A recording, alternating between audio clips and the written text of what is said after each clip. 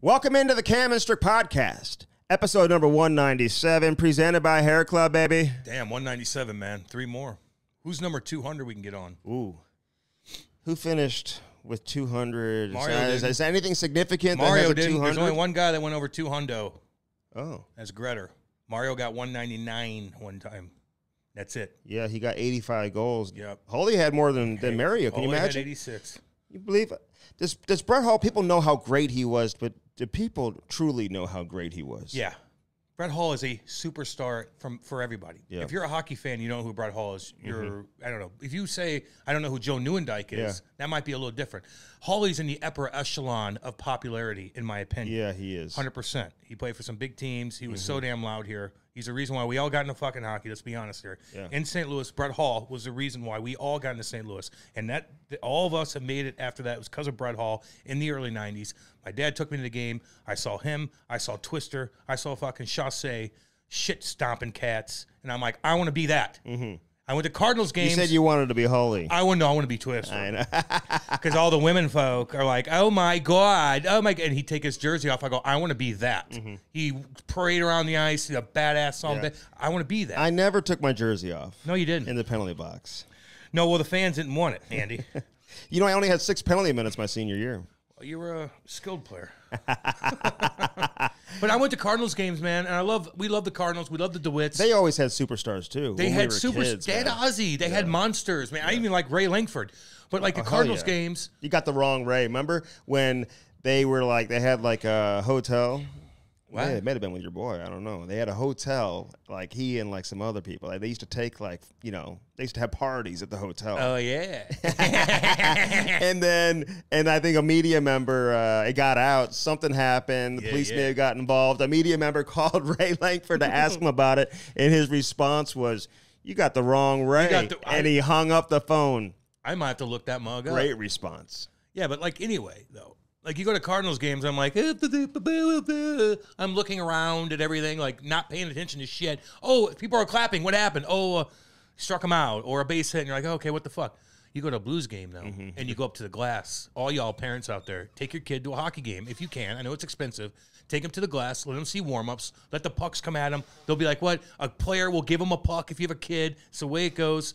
I was obsessed with hockey because I saw it live. That's it. Didn't know shit about it.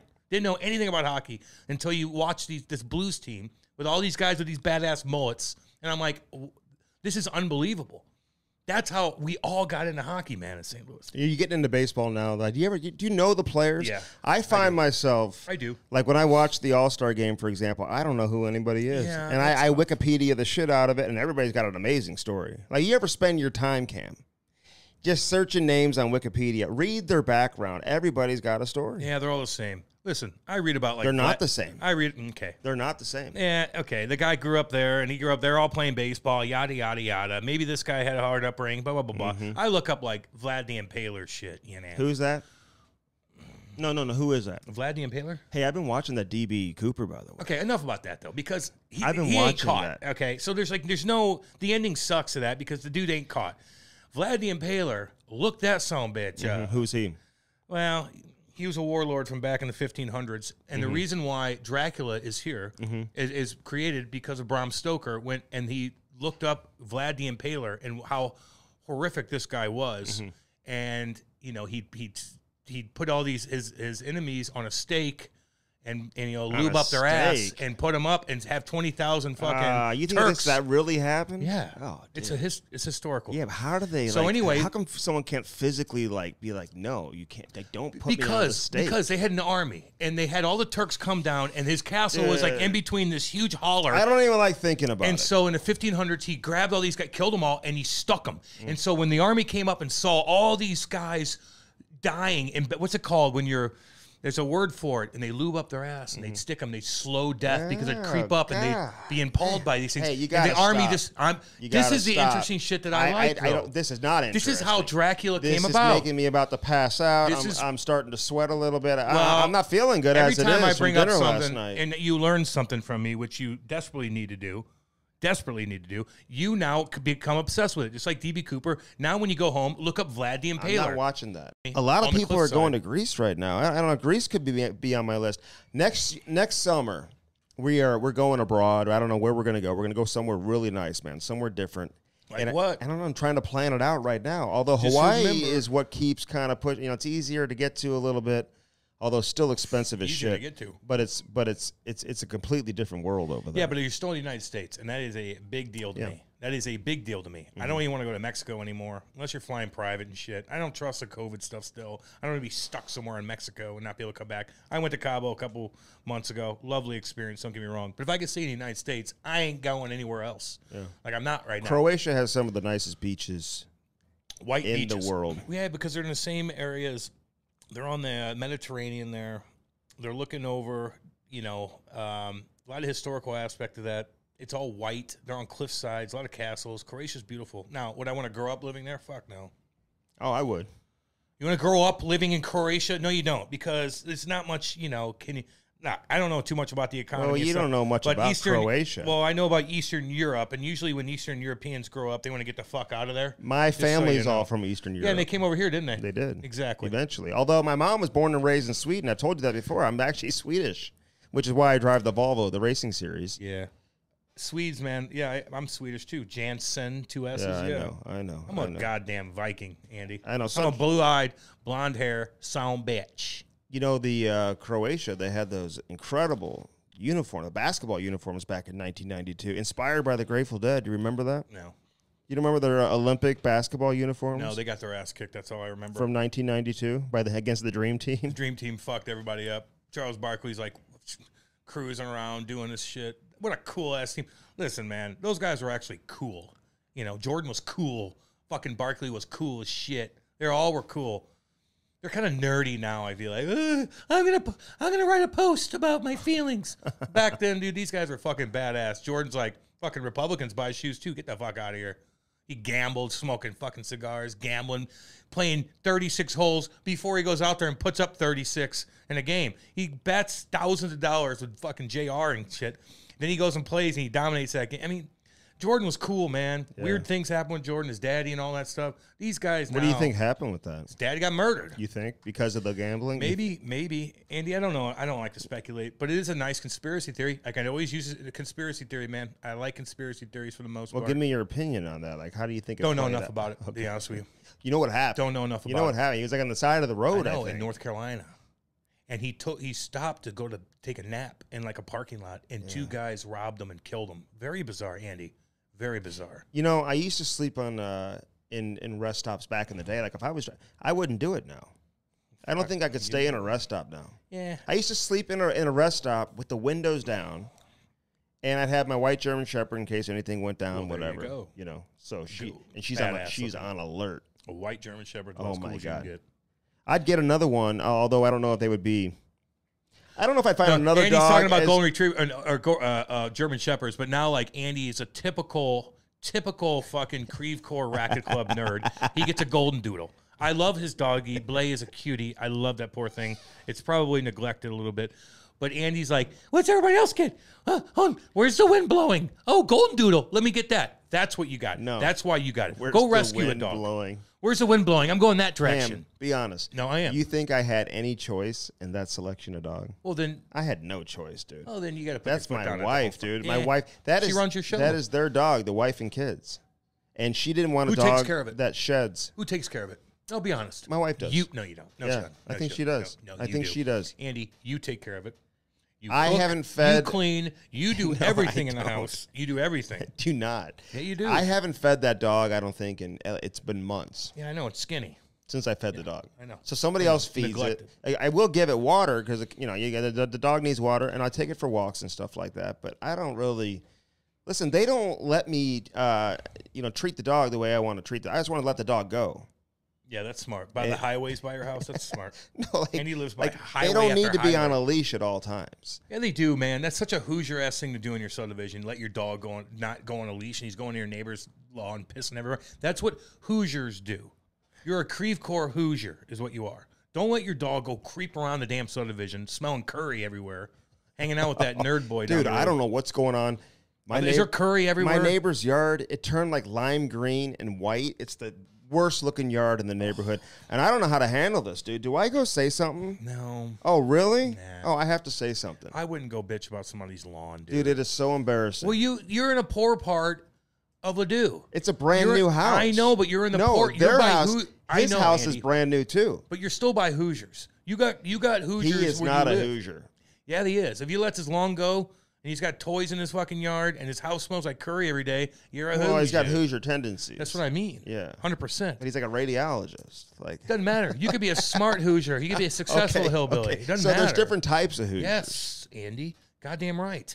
I know a lot of wealthy hillbillies. I think it's cultural, dude. A lot of people, see, let me just explain a little culture to you. Because a lot of people from that, culture and, like they don't typically take care of the yards a lot of times from what I understand. Exactly. They're goddamn Hoosiers. They're spending money, and they're still Hoosiers in the blue-collar part of Ladue. Dude, man, my neighbors, man, you're not even allowed to have a toy in your yard where I live, dude, and I love it. I used to think I would never want to stay in a subdivision, live in a subdivision that's that strict, and now I'm like, no. I don't want to see your stupid trampoline. I don't want to see your bouncy You can't house. have a trampoline? Fuck no. In your backyard? Not on the golf course. Oh, I'm looking to get one right now, a trampoline. Yeah, you would. And it's going to ruin your grass, and your kids are going to bounce on it twice, and you're going to have a fucking monstrosity eyesore in the backyard. You got such a nice little piece of land. Your backyard's beautiful. You put a trampoline back there, the kids will jump on it twice, and you're going to have dead grass, and it's going to look Hoosier. That's all. Well, I think I've got to say something here. And I don't agree with Curry that boy? in your neighborhood. You can have a toy in the front yard or whatever. I've never seen one. Because everyone's so old, they don't have kids there. I know I'm the youngest one in the subdivision. Is that what it is? Yeah. Well, that's what it is. Well, that's why there's no trampolines. You just answer the question. No, you can't have any toys like that. They can tell you that? Dude, it's all in the damn right. If you're on a golf course, you can't have toys in your backyard. Can you have a pool? Yeah, but it's got to be 100 feet away from the course. 100 feet. Would you want a pool? Yeah, but I'd rather get a boat. And let me tell all y'all something. I'm on this boat fix now, dudes. I miss my boat so goddamn much. Here's what I want. All y'all know. Now, it's going to cost me $250,000. It's going to cost me $250,000. I want to get a 2,000. Oh, yeah. My boat's way more expensive than that. This thing's a little bit. And you got to pay for the driver. Listen, can I just tell you this? No, you can't because you're interrupting me. No one cares about a lot of tragedies recently. Of course there is. There always is. Here's the deal. Here's a boat I want. Not a go fast boat. And look these up. It's a Cobalt. It's a Cobalt R33. You could spend a night in it. It's luxury. It's a yacht. That's a houseboat. It's 33 foot. It's not a houseboat. If you spend the night in it, it's a houseboat. No, it's not. Like it has like a bed in it? No. Well, kind of, but that's not a houseboat. Houseboats are the shitty-ass ones you rent at the Lake of the Ozarks that are like, have the slide in the back, which you're... People still rent those? Yeah. So you know that you're a rental kind of dude and you're not from there, so everybody kind of like, you get pulled over easier. When you know you're renting a boat at the lake, you're getting rolled a lot easier, just so you know. Does a houseboat move? Yeah, it goes about 10 knots, I think you just dock it. Yeah, but you got to go from point A to point B, homeboy. So anyway, it's called a Cobalt R33. They're about $250,000, a couple years old. That is the luxury boat. That's not too big. You don't have to have a huge truck to pull it. You could take it to any kind of lake. It's not too big for lakes. It's deep enough to take any kind of wave.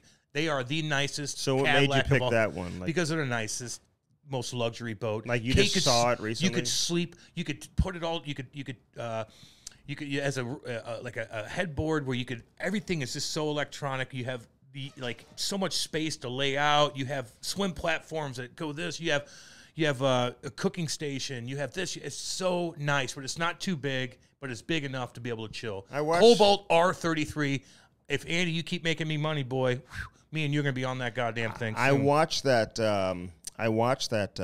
TV show, dude, where they're living on the boat. They work on the boat. What's it called? It's I think it's on Bravo. Yeah, the below deck. Yeah, I know that's the yacht. But those they're getting the the guys are sniffing around. They're coming from all over the world, like they're from Australia or whatever. Yeah, I'd like to work on one of those. You would love that. Yeah, that's your style. Although you don't know fuck about boats, which you probably get booted off. But they're living. I've never done a cruise. I would never do a cruise.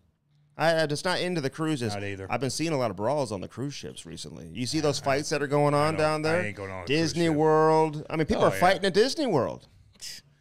About what, gender? I don't know, dude. Disney World. Go fuck yourself, Disney. weirdos. Oh, you wouldn't go to Disney World? Why would I go to Disney World? You hate Mickey Mouse? You hate everything. Oh, I used to like Mickey Mouse. I don't like the people running Disney World. Disney as a whole.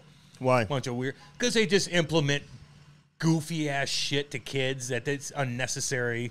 They're going toe to toe with DeSantis down there in Florida. Disney's goofy as fuck. Very woke.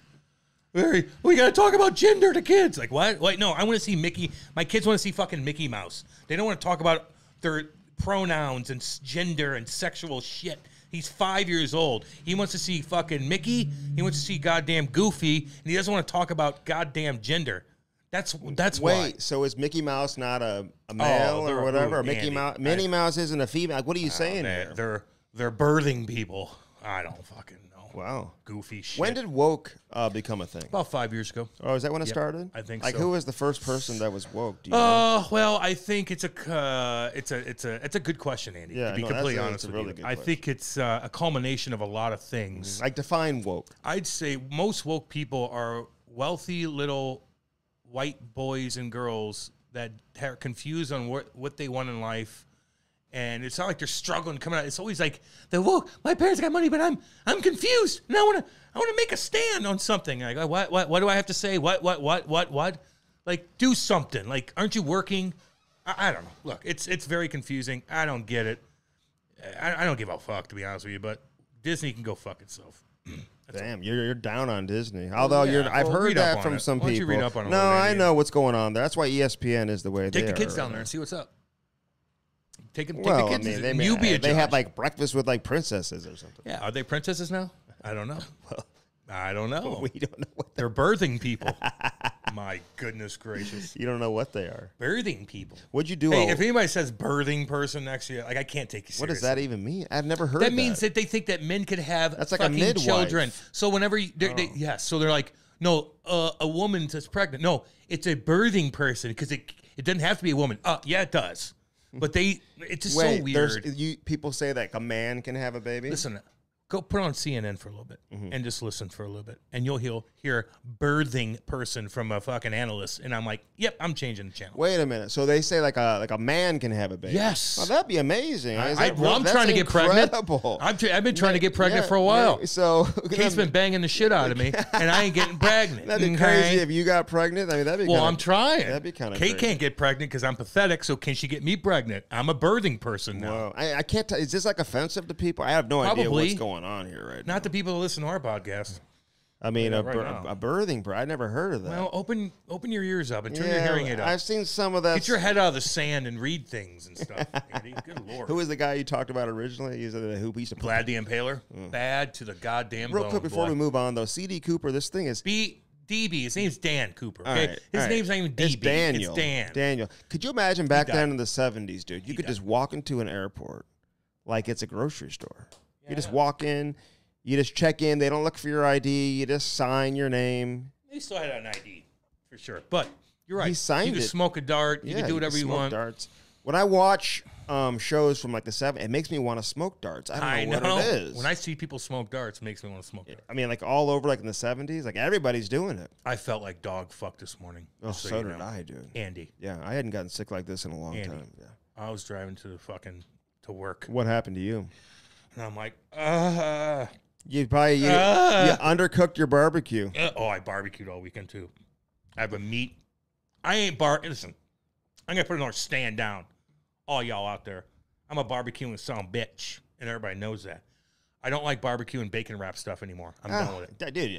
Don't ever. Andy, do I'm that done again. with. Well, we know you don't like it, Andy. I got I got the faking bacon. Dude, I'll give you some of that. I'll give you some of that. I ain't eating that shit. But I can't do the bacon wrap and try to barbecue bacon wrap stuff. I always overcook. Really? Yes. And that's the benefit of having the Traeger, dude. The Traeger's great, but you still overcook it no matter what. Even if it's set on 225, the bacon cooks so much slower than anything it's wrapped upon. So it just dries everything out. I'm done with it. I'm done. What were you wrapping in bacon? No, I got it from Corner Butcher, my sponsor. We have a meat sponsor. Love. And I just got a bunch of bacon wrapped like burger bombs and shit, and I put them on and just. The bacon's not done, but the burgers are done, and it's just not worth it. I barbecued out the fucking wazoo this weekend. Can we check your cholesterol right now? I need to check your cholesterol and see what's going on with your cholesterol. Look, I barbecued. Okay, well, why do you feel like shit today? I don't know. We golfed yesterday. Did you see my outfit? Dude, that was a fantastic outfit. I told Travis. How awesome. Say hi to Travis from Waggle Golf. Oh, my God. I sent you a rooster emoji, by the way. I don't know if you saw that. Yeah, I saw it, Andy. It was like a rooster. Because you had a rooster shirt on and a rooster matching hat. Did I look good or what? You look like a rooster. I look like a cock. How many people comment on your shirt? They love it. They're like, whoa. It's fucking different. So I sent Travis, I sent him an email today. I told him to check out your Instagram. I'm glad you tagged them, too. Yeah, I know. I know what to do. It's very on important. Facebook. Did you? People, yeah. Are they on Facebook, Waggle? I don't know, but they got good treatment on that because that shirt looks fucking badass. Yeah. I got a couple cool ass ones. I'm feeling you're hiding a couple more from me too, you ass white. I'm serious on that. Because when I post something, it actually does work. Yeah. So give me all the shit and let me Half post. of them came. Because when you post it, no one, they're like, oh, Andy's there. Well, I got to get to the golf course. I just emceed a monster golf event here in St. Louis, too, you know. So, like, the golf community is taking notice of what I'm doing right now. They know what's going on. Lee Trevino and I were talking golf. Nancy Lopez, you know how harsh she, at her prime, how far she was hitting it off the tee? 275. I've done that. Have you? Yeah. 275? Mm-hmm. I mean, for a woman's golfer, dude, that's like. I know. I mean, can you say that? I don't even know what I can say. A birthing person's golfer? Yeah, for her, but I mean. But you got to think about 275. Is she a long hitter? Imagine I don't know guys if that was her. 600. No. There's guys that can hit it 600 yards. On the tour right now. Not on the tour, but big boppers. Those competitions. They're still hitting at 600. I know those guys. I know. Yeah, your buddies? You guys all work out together? I do know a guy out of St. Louis who like does really well competing, and he's like best friends with a good friend of mine. Yeah, they're always at the golf tournaments. You know, the one guy on hole 10. And he like makes money. Yeah. And my buddy like sponsors him. I know. What a good gig that is. You get hired, you get paid $3,000 to go to golf tournaments and hit bombs every time a new foursome comes up. But he's not a great golfer, I don't think. Well, maybe he is. Uh-oh, listen to that. Everybody listen. What is that? Listen. Isn't that scary? Listen. I'm getting under y'all the know, table, I think. All y'all Canadians, all y'all out there in the East Coast, West Coast, you don't know it. All you Swedes, you ever heard this? This is the end of the world. This is the end of the world siren. That means... What's happening? Listen, when you hear this in Missouri, now this is a Monday, and it's the first month of the year, or first Monday of the month. So they have to do the tornado sirens in Missouri. But once you hear this on a May day, and you see that green in the clouds, this is hell's coming. A monster is coming. And it's clear skies and sunny right now. This is a goddamn... This is they do this every Monday of every month. Oh, Andy, do they? How do you not know every that? Monday? Every Monday. I've never heard this on a Monday before. It's a test. It's a siren. Oh my God! Well, if it gets to that point, all y'all out there, I ain't playing. When you hear that and you're in Missouri, don't be like Andy, like, we're okay. Let's go underneath an overpass and sit with my children. That's what Andy would do. Don't fucking do that. That means a shit kicker's coming, and you better figure something out. Go to a basement. That's what the monster's coming, Andy. Yesterday, the monster tornado. So we've got these smoke alarms at our house, and they're very high-end smoke alarms, and you can have like an app on your phone where it gives you an alert if there's like a fire in your house. Yeah. So yesterday, we're out of the house, and all of a sudden, my phone just starts going berserk, and it's like fire. Like telling me there's a fire in my house. Good Lord. And so what happened was my wife had set the oven on self-clean. Takes like 5 hours to do. Yep, I know. Exactly. And it got really hot. So it's like a super sensitive like a smoke alarm. So there's like no smoke, but the heat that was going. So it's So we went home, dude, like crazy. And the alarms are going. It's like screaming. There's like a voice coming out of the smoke alarm being like, fire, activate safety. Wow. Oh, yeah. Fire. It's like a voice coming Siri through. voice? A little scary voice. Well. Fire. Your wife shouldn't have done that, by the way. It was Why did she do that and you guys leave? Birthing person. Oh, my bad. Who was your talking birthing person, to us. significant other. Because it takes 5 hours. I mean, I think you're allowed to leave your house. I don't know. Really? When you clean your oven? I think so. I wouldn't clean your oven and leave I mean, the house. listen, I just wouldn't do it. I guess like when you sometimes you need to put your foot down when at you home, cook Andy. something, I don't normally leave the house. No. But it locks the oven. You can't even open it. Okay. You know? Still so burn the fuck down, homie. You got grease in that mug. So anyway, my phone's going crazy. I go into the house. Jesus. It's screaming at me. You're unorganized. So that's what happened yesterday. You got to do something. Why do you do everything in your house? What do you mean? You can't cook. You can't. I don't know if you could do that, man. That's like, it smokes the fuck. Anytime my wife or my mom used to do that back in the day, I walk in the house and be like, oh my God. Because there's grease, there's everything. I wouldn't leave her My house. 11-year-old daughter was there at the house. Oh, well, with a friend, actually. Actually, she'd be okay. Chloe's going to be just fine. They're fine. She knows. She's smart. Kind of runs the house. She knows what's going. She's like, yeah, I got this. Today's my anniversary, dude. I got to give a shout out to my wife. Do that, please. 13 years. She doesn't listen to the podcast. My mom only listened one time. She heard it one time. Will never listen again. My kids put it on at her house. I told you that story, and they put it on. It was like nobody's listening to it ever again from the. Well, I want to scare them. I heard a GM though, like, is not liking your cussing right now. Really? I hear that. There may be a general manager. Is it a birthing person? Well, it could be. Isn't everybody? I guess so. Aren't we all? We all are. Yeah, we are. I'm a birthing person. I never heard of this. Oh, so I'm cussing too much for a GM of an NHL team? Who has reached out. He says he loves the podcast, but maybe you cuss a little bit too much. Well, sorry about that. I Blame told it him, on my parents. I'm a Hoosier. People don't know what Hoosier means. Was it Lou? I bet it wasn't. Lou, by the way, he's just coming in stealth mode.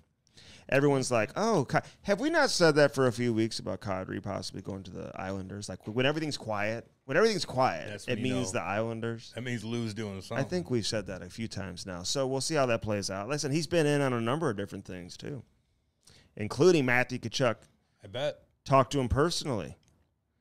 So anyway, but today's our anniversary, so we went to dinner last night, dude. Very nice dinner.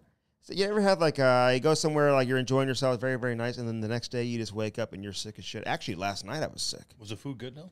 I thought it was. I had swordfish, blackened swordfish. I'll eat that. Yeah. Goddamn right I'll eat that. And we got the... What else did you have, Andy? We got the Brussels sprouts. I'll eat that, too. We got the artichoke appetizer. Yeah. Didn't love it. Pretty normal, Andy. Broccolini. Yep, I've eaten broccoli too. Yeah, yep. No broccolini. Very, very boring. Broccolini is different than the very broccoli. boring person. Oh, we had a bottle of wine, had some cocktails. It was actually very, very fun. It's the same kind of dinner a lot of people go to, Andy. Yeah. But they'll eat steak and I stuff. I know. Well, they've got a lot of steaks there and stuff. I'll eat, no other side. My wife had the... no potato. Can you eat potatoes? Oh, yeah. No, okay. No, we got the truffle potatoes, actually. Nice. Yeah, truffle potatoes. My wife had the roasted chicken, I think.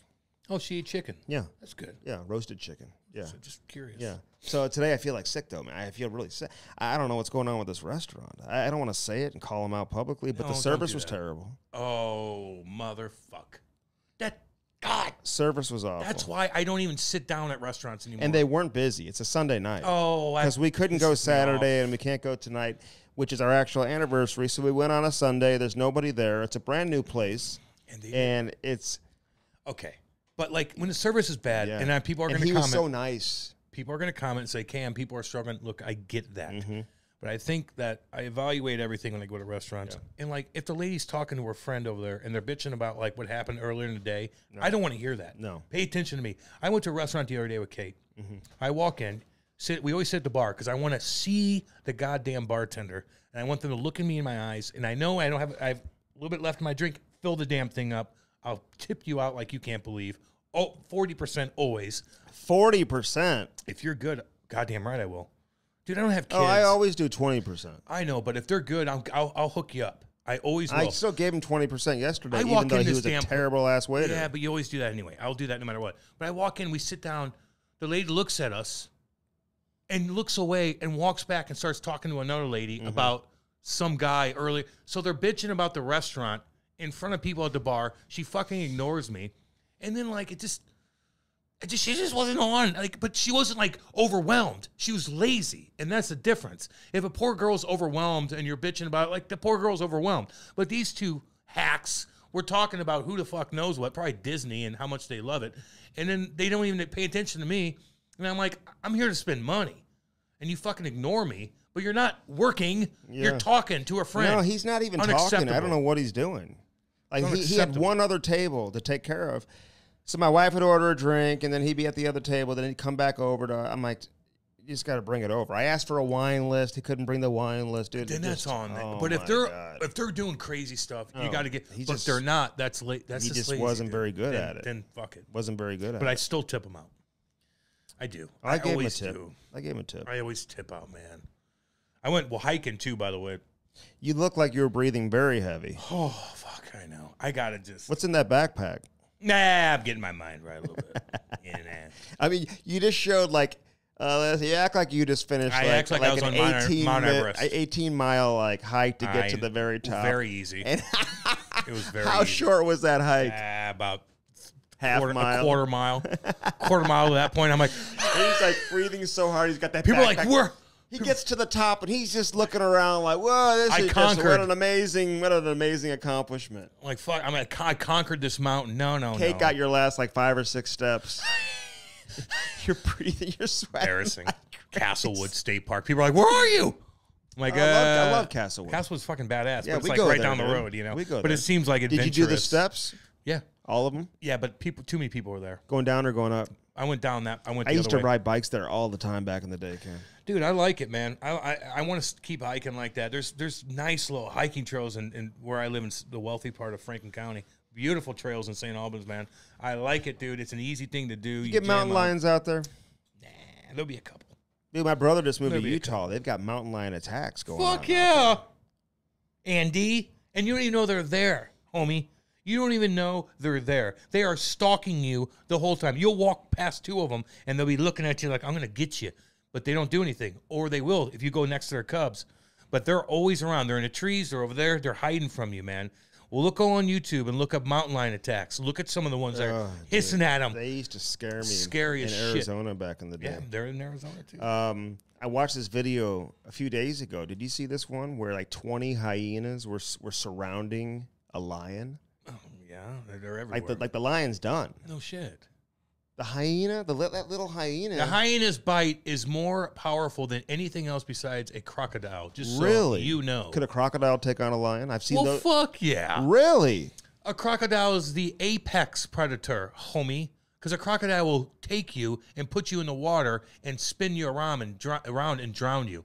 A crocodile will kill a lion, a tiger, anything. Now, a grizzly bear might be a little bit different because of the weight, but a big crocodile is the apex predator of anybody because they could swim in water and they'll drown your fucking ass. Well, listen. Oh, what are you going to do? You're going to cut their skin? So 20 hyenas surrounding this lion. Like the lion was dead. Was done. Dunzo. One other lion shows up, like comes out of nowhere. That might be a different story then. Now you scare them away. And now the 2 lion. Which one have the mane? That's the lion. That's the lioness doesn't have a mane. Yeah. So the lioness came. Lord. It was a lion, then the lioness came. She's a bad bitch too, but not as big. Well, all the hyena took off, dude. Yeah, hyenas are tough, man. What about a bull versus a lion? I've seen a bull all of a sudden like start charging at lions. A bull? Yeah. They usually don't cross paths, homie. No, I've seen it, so dude. You know. No, I know. Bulls are native to this like is America. very, very rare. Bulls are native to America, dude. There's not too many bulls in fucking... A free-roaming bull. You mean a wildebeest? Maybe it was. I thought it was a Andy. bull. It didn't say wildebeest. wildebeest. Brush up on shit. Dude, it didn't say fucking... wildebeest at all. It looked like a bull. Wildebeest kill a lot of people too, just so you know. And where? Bison. In Africa. Yes. Yeah. And bison. Not around here, though. There's no wildebeest around here, Andy. I know. So they're not coming over here. I know, but they kill people in Africa, just like mosquitoes and hippos. God. Well, what are those people? Listen, if you're going to an area where a wildebeest lives and you're in Africa, that's on you. They live everywhere in Africa. Like, damn you, dumb. No, dude. No, you kind of are. No. But bison, though. Another bison fucking killed some woman the other day up in fucking... in Montana. Bison did? Yes, because they go out and take pictures with bison, they get gored. Oh, dude, I used to take picture of bison all the time, like elk and stuff like that. They'll kill you. Actually, maybe not as much bison. They have bison here in Missouri, though. Yeah, I know. Right by my house. Yeah, Lone Elk. No. The farmer next to our subdivision has bison. I film it and send it to you all the time. Yeah, but there's an area you can go and drive through, and there's a bunch of bison. That's out on Highway 44 next to my house. Yeah, we go there. Andy, I live out there. They come out to the door. You are from fancy. They come over to the car. You're in Creve Coeur, Nerdville. I live the fuck out there. I'm not in Creve Coeur. You are. You're in, whatever. The Creve Coeur Racket Club. Oh, Jesus. Oh, I'm starting to play pickleball, too. I want you to play with me, actually. The only thing that scares me about the pickleball is I'm not going down with pickleball. I feel like it's like a Achilles injury waiting to happen, you know? Yeah, knee injury, Achilles injury. You're fragile anyway, dude. Yeah. You're going to get hurt one way or the other. So, again, today's the anniversary. And how'd you how many years you been married? 3 since Stanley Cup. 3 years? Mm-hmm. That's it? We've been dating since 2011. You guys are like newlyweds. We've been dating since 2011. See, I take my time to get married. I take my time with everything. I didn't get a girl pregnant when I was young. Did she force you into getting married? No, I made every decision, dude. Was she like, no, she was like putting the pressure on? No, her goddamn friends were. And I had to tell them to settle their stupid asses down. Were her parents? Nope. Hell She wasn't putting the pressure on. Nope. She wasn't being like, hey, listen, we got to do this. Maybe a bit. Yeah, of course she was. But her friends were the ones like, when you guys get married? Bitch, don't make me say you can't say that. No, I did. I mean, that's a little aggressive for you to talk like that. No, but they would do, when you having kids? My sperm sucks, woman. Sorry, birthing person. And here's another thing. When you get married, you just got divorced twice. Sit your ass down and shut up. Well, dude, you're still like a newlywed. Yeah, but we're doing good. Kate and I are doing well. We hit 13 years. She might be trying to get pregnant. Don't get me wrong. I might say that. She doesn't listen to this. What do you mean? But I think I can help you with that, dude. Oh, I don't want your sperm in Here's my the question. wife. No offense. Would you let her be a surrogate? Or let somebody else like? Fuck no! I need. Listen, oh, come on! If this is going to be a lot of people do that. That's very these are very important. Like I'm going to waste these genes. People. I'm going to waste these genes on somebody like you impregnate my wife. I don't think so. Jesus Christ! Hey, I'll roll the dice if the kid's crazy. Cam, listen. I need to look at my kid and be like, "There you are, Cam." Let me help you with that. Like, are you going to bang my girl? Is if your wife care about that? If you're not producing the necessary I'm pathetic, ingredients, hold on. Like I'll donate. I don't want my kid to look. Although Ty is really cute. He got his hair cut. It would be a cute kid. Wait, maybe I want Kate. Hey, I would. Okay, if there's anybody, I think I would because the kid would be just adorable as shit, and it wouldn't be crazy. But I think listen. I think if I need to look at my kid and see me. Have her call me. I will. Maybe you can just bang her anyway. Just see what happens. Good God, Andy. Your kid would have like sick ass hands. You'd be like, oh my God, this is Cam's kid. It wouldn't be a big kid. It wouldn't be a big kid. No, more skilled. No, I need to see myself. Whatever I create, I need to be able to look in and be like, yeah, I know what you're thinking, son. Because you're me. You know. So I don't know. 13 years. What do you do on the anniversary? I don't even know what to do today. I got to go get some flowers. Will you write something? Will you write like a little scroll out for me that I can give her? I write Kate scrolls, and I'll take like you write it with like a feathered pen? Yes. I take construction. No, seriously. I'll take construction paper. You dip your pen in the I'll beat the construction paper up, and I'll write out a scroll, and I'll tie it with a nice little piece of yarn, and I'll give it to her like a scroll, like back in the fucking day. Yeah. And she opens it like this. But here he. Yeah, we still have one of those desks where you put like the ink in there with the hole in it, you know? And I'll write out a little thing for her, and I'll draw like a little map thing on it. She still has them. You used to read like McGuffey readers back in the day? No. You don't know what those are? McGuffey reader? Yeah, like you could like learn things and stuff like that. Well, you didn't read it. Well, I did. What was it about? All different types Hockey? of things. All different types of things. Shit? Ty's got tryouts tonight, Cam. You have any suggestions? You want me to call him? You might have to, yeah. Actually, we'll call you on the way to the rink. That's fine. What time's that? Well, because we don't talk to Cam after 8. What do I tell you? 8 o'clock. Yeah, 6 o'clock. Really 6. 6 o'clock now. It'll be about like probably 5 o'clock. That's fine. I'll still be coherent. That'll be all right. What do I tell you every time you call me? Ty's in the car. Well, I'm not catering to children. When I talk on here and I talk on the radio and I talk on the I'm not catering to children. I'm not catering to birthing people. I'm not catering to children. This is not what we're doing. What do you think of John Klingberg signing a 1-year deal and going to Anaheim? Anaheim might be pretty good.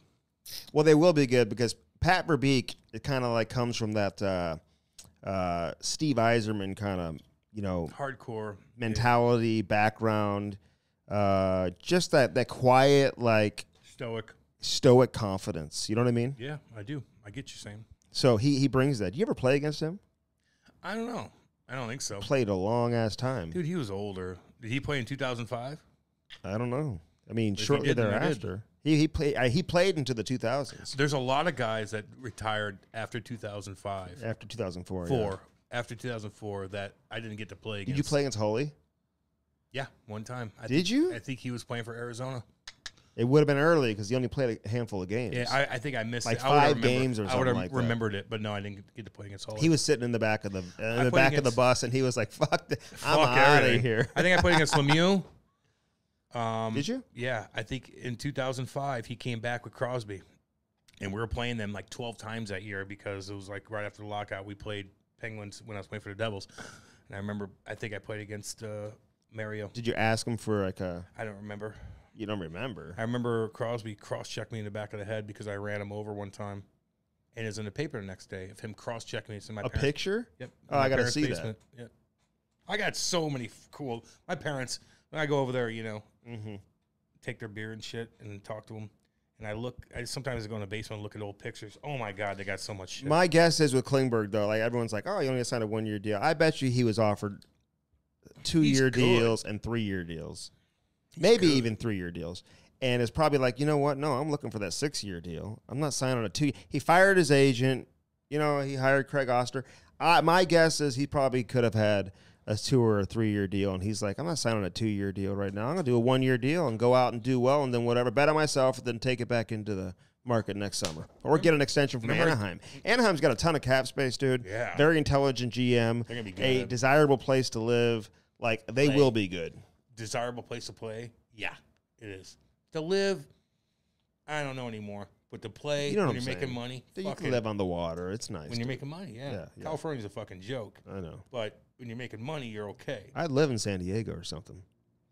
How much money you got? Or Newport Beach or what? I'm just saying. But how much money do you have, Andy? That's the deterring factor of everything. Because you can go down to Texas and live on Lake Austin and fucking spend money and conserve your money and be okay. You go to L.A., you go to California, the fucking taxes, everything is just amplified.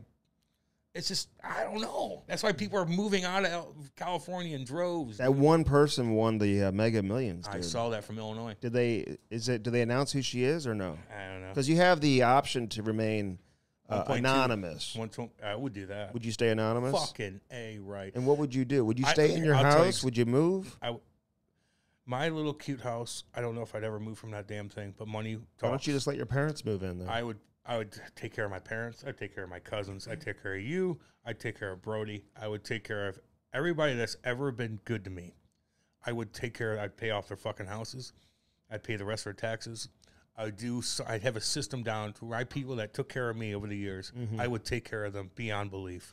And I'd go live a fucking simple life. No, I'm flying private everywhere. I'm going to buy an island. I'm going to live in a castle in fucking Scotland, too, looking over my loch with my boats. I'm going to do it all. And the charity stuff, donate to charity. I don't know where that motherfucking money's going. No. I know where I'm going to give the money to. I know exactly where it's going to go. And then eventually people are going to want to ask for it, and I'll cut everybody off. But I will make sure that you're okay off the bat. Mm-hmm. And where does that go down as far as the bloodline is concerned in my family? I'll probably pay off just everything they have. Just pay it all off. Take care of them. And Kate and I would be after taxes, everywhere. You're down to about $300-400. No, you're not. You're down to about $650. No. Dude, I read all about 1.2. No. 1.2 billion. So you're down to 600. Here's the deal. I've read all about this. I'm going to win the lottery one day. When I was a kid, dude, I used to win every cakewalk. I used to win bikes in grocery stores. Anything That's that the biggest pussy thing to say, by the way. Dude, I got to cut you off. Hold on. And I'd go into a grocery store. They would have like a bicycle there, or like a cooler, and you fill out your name and address or whatever. Or you go to like the mall. Every time I would do that, I would win. I won bikes. What has that gotten you? I won cakes. I won everything. What has that gotten you now? Nothing. Well, I'll win the lottery one day. When I buy my lottery tickets, Cam, nobody in the house touches them. I burn sage around them. I have them up on the mantle. You're a goofball. I got 2 numbers right, by the way. I got the first number and the Mega Millions number. So that's $4 right there. I'll go buy 2 more tickets. If that's your attitude, all you out there, if your kids or whatever, your attitude's like, I'm going to win the lottery one day, then you're a fucking joke. You ain't going to do anything. How about you win the lottery by having an awesome job and liking it? That's the lottery. There's 3 ways to get instantly wealthy. You want to know what they are? Mm-hmm. Lottery. Be beautiful. Well, no, lottery. Marry into money or be an athlete. Like an NBA player. Okay, Andy. Or be a fucking, a doctor, or not right off the bat, or have oil. How about buy an oil company, or have this or that? I mean, you got to have the money to buy the oil company. Well, the people I'm saying instantly overnight wealthy. That's how. That's 3 ways to do it. There's no other way to do it. You win the lottery. Let me tell you something. You marry into it, or you become like an NFL first-round pick or an NBA real easy draft pick. Real easy to do. All 3 of them. Okay, but you guys don't think that you're gonna go marry into money. I don't give a fuck how much money she has. If you're miserable, you're miserable. I'm not saying it's.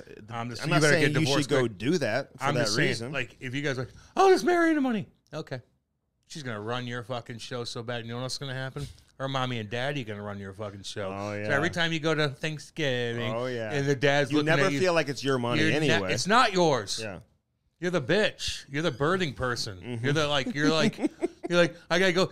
Hi, Mister. Hi, how are you? Can we? No. Like, you want to walk into family outings and like they look down upon you because you're a scavenger. I know people that get like personal stipends every month from their family. I know, Andy. So do I. You know, that's how they live. They don't even have to get a job. I like to work for my stuff. I like to work for it and earn it. Well, I'm just telling you the 3 different ways you can do it. So I got 2 numbers right in the past. I played the lottery in the past where I've gotten like 3 or 4 numbers right. So I'm getting closer and closer. Where'd that get you? Well, you're still sitting here eating a shit sandwich next to me. So get on with yourself. And all I see at the goddamn gas stations buying number 17 and you're paying with change. Like, get the fuck out of my way. Hey, I gotta go to work. Listen, the lady told me, because I always talk to the lady. I gotta have a good feel for who's selling the ticket. If I don't have a good feel from her, I'll go somewhere else. The gas station attendant? I went to Huck's, a place called Huck's. I was like, I would never go to a Huck's. Because there's no Hucks around me, but you got to like feel out the place, like in terms of where you're going to buy it. It'll give you a better opportunity to win. The gas station attendant. She said people were coming in there, dude, buying like $250, $300 worth of. I know. And I hear of businesses spending $50,000. What was that all about? Like, was it the Islanders? Why don't you donate that money to like a charity? They did. Somebody who needs it. Did they? Yeah, but charities, Andy, though, like, hold on, you said they did. They bought lottery tickets. Yeah, they bought 25,000, 50,000. Oh, is it 50? And they were gonna get spread it out among like season ticket 25 G. How'd that? Now how are you? You guys are cheap as it is. 50,000. Now you got 50,000 for nothing. It was cute. How many is that? 50 grand you're gonna make up because you're cute on Twitter? Get on with yourself. There's a lot of companies that were doing that. I bet you Lou was like, what the fuck you guys doing? I need that 50 G's. Well, he knows. Listen, right? They didn't do it without him knowing. Yeah, but Lou's probably like, that's not going to I'm going to, the 50 G's, I still get this to do what I want with. How about the locker room or something needs something? You're spending 50 G's on lottery tickets? That's such a weird thing. We're going to give it to, you're going to give it all to charity? What charity? Where's that going to go, really?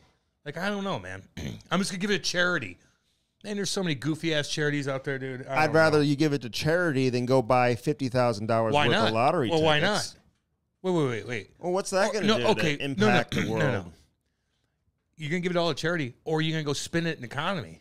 You're going to go spend it at restaurants. You can go buy boats and spend gas money and help out the community that way. You're still giving back if you're spending your money. You give it all to a charity. What the fuck's it going to do? I don't know. Every time you spend money, you're giving it back to something? Well, yeah, you are. You buy a boat, the guy that owns that boat shop gets it. Then the gas station gets it. Okay. And then the food that you go to. Yeah, Come on, Andy. But like if you're going and then you go to a hotel. Yeah, but people who go to like these big box chains and eat at McDonald's and all that type of crap, you're not giving your money back. If you have money and you're spending it, you're helping out society. But you give it all to charity, it's like, can I see where that money's going? Well, there's some people who may need it. Well, but where's it going? Underprivileged kids. That's always been a dream of mine to be able to like. I always wanted to like build like a boys and girls club or something like that for like kids to go like play sports and stuff, dude. Like in an underprivileged, underserved area. Michael Jackson did. Did he do that? Yeah, kind of. Well, like his like little zoo he had. I'm not looking for one of those. Oh, what are you talking about? Like in the hood, like a boys and girls club where they go play basketball and like football and baseball and stuff like that, and like a place in the community for these kids to go. Well, you could actually see it, so they're not on the street. You could see where the money's going. That's the thing. Like I built this fucking rink for you, or this like basketball. Jackie Joyner Kersey has done, dude. Yeah, she's an awesome. You know what I'm saying? Yeah, I like Jackie Jones. She's such a sweetheart. I'm not talking like the Wonderland, dude. Isn't that what they called it? And he's like, I'm going to do something for the kids. I'm Michael gonna make Jackson. never. Hey, weirdo parents. Hey, I watched that special, by the way. That guy was full of shit. I think he was full of shit. What guy? Who had all these stories about Michael and all this type of stuff. You don't believe that? Well, I think the truth is somewhere in the middle, but I think this guy, I think there was a lot was of innocent too, wasn't he? There was a lot of inconsistencies in his like Michael's storytelling. Andy, Michael Jackson was a fucking weirdo in every way, shape, and form. Yeah. He was a goddamn weirdo. Was he always a weirdo? Man, maybe not. No, his daddy beat the shit out of him and stuff. Back in the day. Yeah, dude, he was a robot from the get-go, man. And, like, how all you parents, they're like, my kids are going to Neverland. Like, put your foot down, parents, you weirdos. Yeah, see, You're letting your there's kids a lot of weirdness going on. Well, parents are stupid, too. Mm-hmm. So, they're hanging out with Michael Jackson. They're laying with Michael Jackson. Like, my dad would be like, what the fuck is this?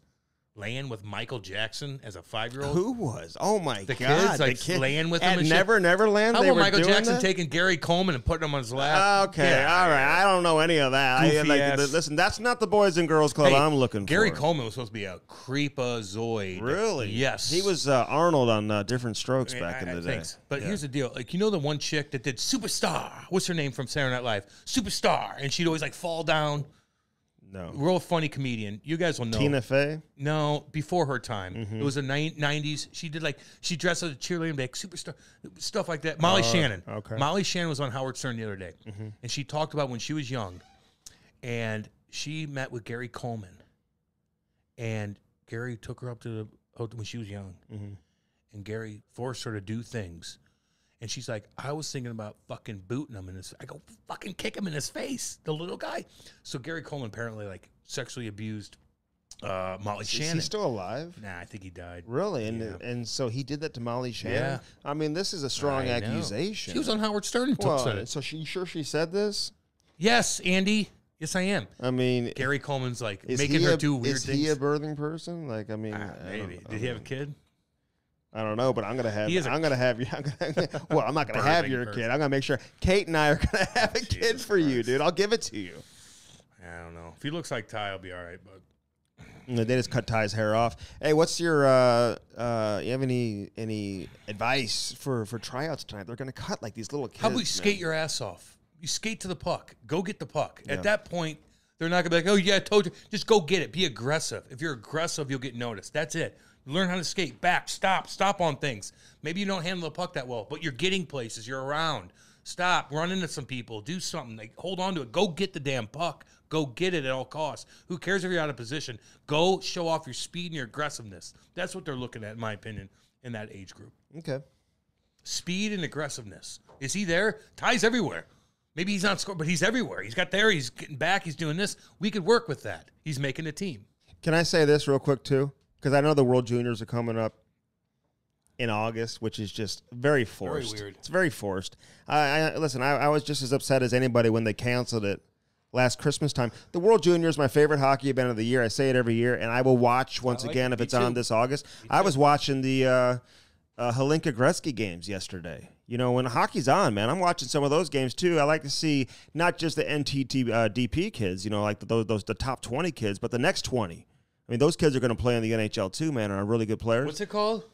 It used to be the Ivan Hlinka. Oh, yeah. But now they call it the Hlinka Gretzky. Hlinka Gretzky tournament. Yeah, so it's like a U18 tournament. Yeah, I ain't watching. You know, sometimes they have it in Czechia. Sometimes they have, I think maybe in Slovakia. I don't know, somewhere else. But they played Germany yesterday. Yeah. Canada wins it every year because it's Canada's top U18 team. When they have the U18 Worlds, most of Canada's top players aren't able to go over there and play because they're playing in the CHL playoffs. Oh, okay. So Canada sends their top team, but this is a tournament where USA doesn't send their top team. Yeah, I get you. So they send like their B team. Well, I don't want to watch Canada spank everybody anyway. It's like a B+ team. So Canada beat Switzerland like 12-0 or something yesterday. Well, then why are you watching? You know what I'm saying? I didn't watch that. I watched the USA game just to kind of see some of these kids. But the World Juniors, man, all the top sponsors they're all pulling out because, you know, Hockey Canada being investigated and all this type of stuff.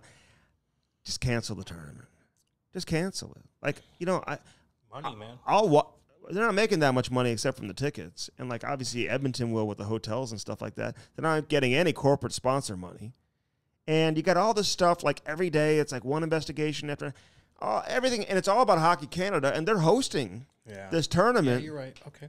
My feeling is like, let's just wait until we get to December. When you have the sponsors back, it's a real tournament. You're trying to force this one. A lot of the top players are pulling out anyway because they're getting geared up and ready to go for NHL camp. Yeah, and they're not going to get hurt like Kirby Dach did. Remember when he broke his wrist, and he's never really been the same player since. Although I like that Kirby Dach, and I hope he has a good year with Montreal. I just feel like with all the sponsors and everything going on, man, I just feel, and I'm not saying like I'm blaming one organization or not. I don't know what the fuck. We don't know what happened. I don't know anything. Yep. But with all the sponsors pulling out, what's the point of having the tournament with some of the top players pulling out? Just cancel it. It's August. We've got the Hlinka Gretzky, and then you got the World Juniors coming up in December like you normally would around Christmas time. Just cancel it. August is the worst month of the year besides February. Mm-hmm. August is the worst month of the year. These aren't players. If they were players, Cam, who hadn't been drafted yet, and you had to watch them, this was an opportunity for them to be on the stage, I'd be all, listen, they need their exposure too. But typically, the World Juniors, as you know, is like a 19-year-old tournament anyway. These kids have all been drafted. That makes sense, man. So I don't know. I just say just cancel the damn thing. It's not going to be a popular opinion. And yes, I'll watch it. And yes, I love the World Juniors. I'm not saying that. It's just all this shit going on. And all this negative attention in Hockey Canada, and all the sponsors are pulling out. I don't know. I'm not into hockey in August anyway. And let me just say this, because no one will come out and say it, but none of these scouts want to be going to Edmonton in August anyway to watch this damn tournament. No. Okay. No. I hear you on that. It's nice to watch hockey in August. Don't get me wrong, but I'm not into it yet. I need to I need the weather to change. I need the wind. The leaves to start blowing and changing, and fuck, I don't know. I'm just not into it right now. Hey, we're looking. It's in a dead zone. We're looking to do like a float trip this weekend. You guys want to come? By the way, you're more than welcome. Not really. Come on. Where are you gonna go? Maybe the Current. The Current River down south might be flooded. Is it right now? Andy, we just got shit on. I called this morning to get a raft. I need to get a raft to put the whole family in. I wouldn't get a canoe, homie. No. Fuck no. I love it. The kayak. I like doing the kayak or the canoe. You'll tip that canoe so fast your head will spin. Dude, one time I was down there, your head will spin. The canoe got caught in like a current. This has never happened before. The guy told me he's never seen this. And I got stuck in this undercurrent that was like, hooked up to like a tree that was coming out of the river. It sucks you right under. Dude, the boat snapped in half. Like, that was a cheap went around the boat. And it snapped in half. It's not a boat. It's a canoe. You stop calling it a boat. It is a boat. No, it's a canoe. It's a shitty fuck canoe that you stand up on it. You're going to tip it over. Get a goddamn raft. Get a little like waterproof bag. A waterproof stereo too that you just press and you jam. Yeah, oh, nice. Sir. Then you jam. You have any? You have one of those I can borrow? Yes, I do. I'll have to come by and borrow that. Yes, you do. You and Kate want to come with us? No, I don't. Why? Because I don't want to go. Where do I stay down there? And my other question is, if I go to Table Rock this weekend for like 2 nights, like where do I stay? Because Big Cedar's got no spots left. I'd go get a little cabin, dude. There's just little cabins around the water. And what am I doing on? I'd go rent that little Cobalt, that 1994 Cobalt that goes like 40 miles an hour. It's nice. And it comes with a driver and everything. No, you don't get a driver at Table Rock, Andy. Really? No, you don't get a driver at Table Rock. That's ludicrous. They ticket you like crazy. No, they don't. You're wrong on that. You drive your own fucking boat down there. Stop being a pussy.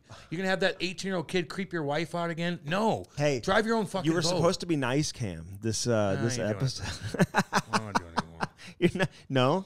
Can I hear a little bit of nice, Cam? No. I mean, just a little bit, dude. I'm just asking you where to stay. This is me being nice to you. I'm telling you what to do. You're like, I'm going to get a driver at Table Rock. You get a driver. That boat's from here to Brody away. It's tiny. You could handle it. You could bump into shit. With 5 people? Yes. Your kids? Yes. I don't want to hurt anybody. There's been a lot of stuff going on down there. Well, that's on you. Just be safe. Don't be a dipshit. You'll be fine.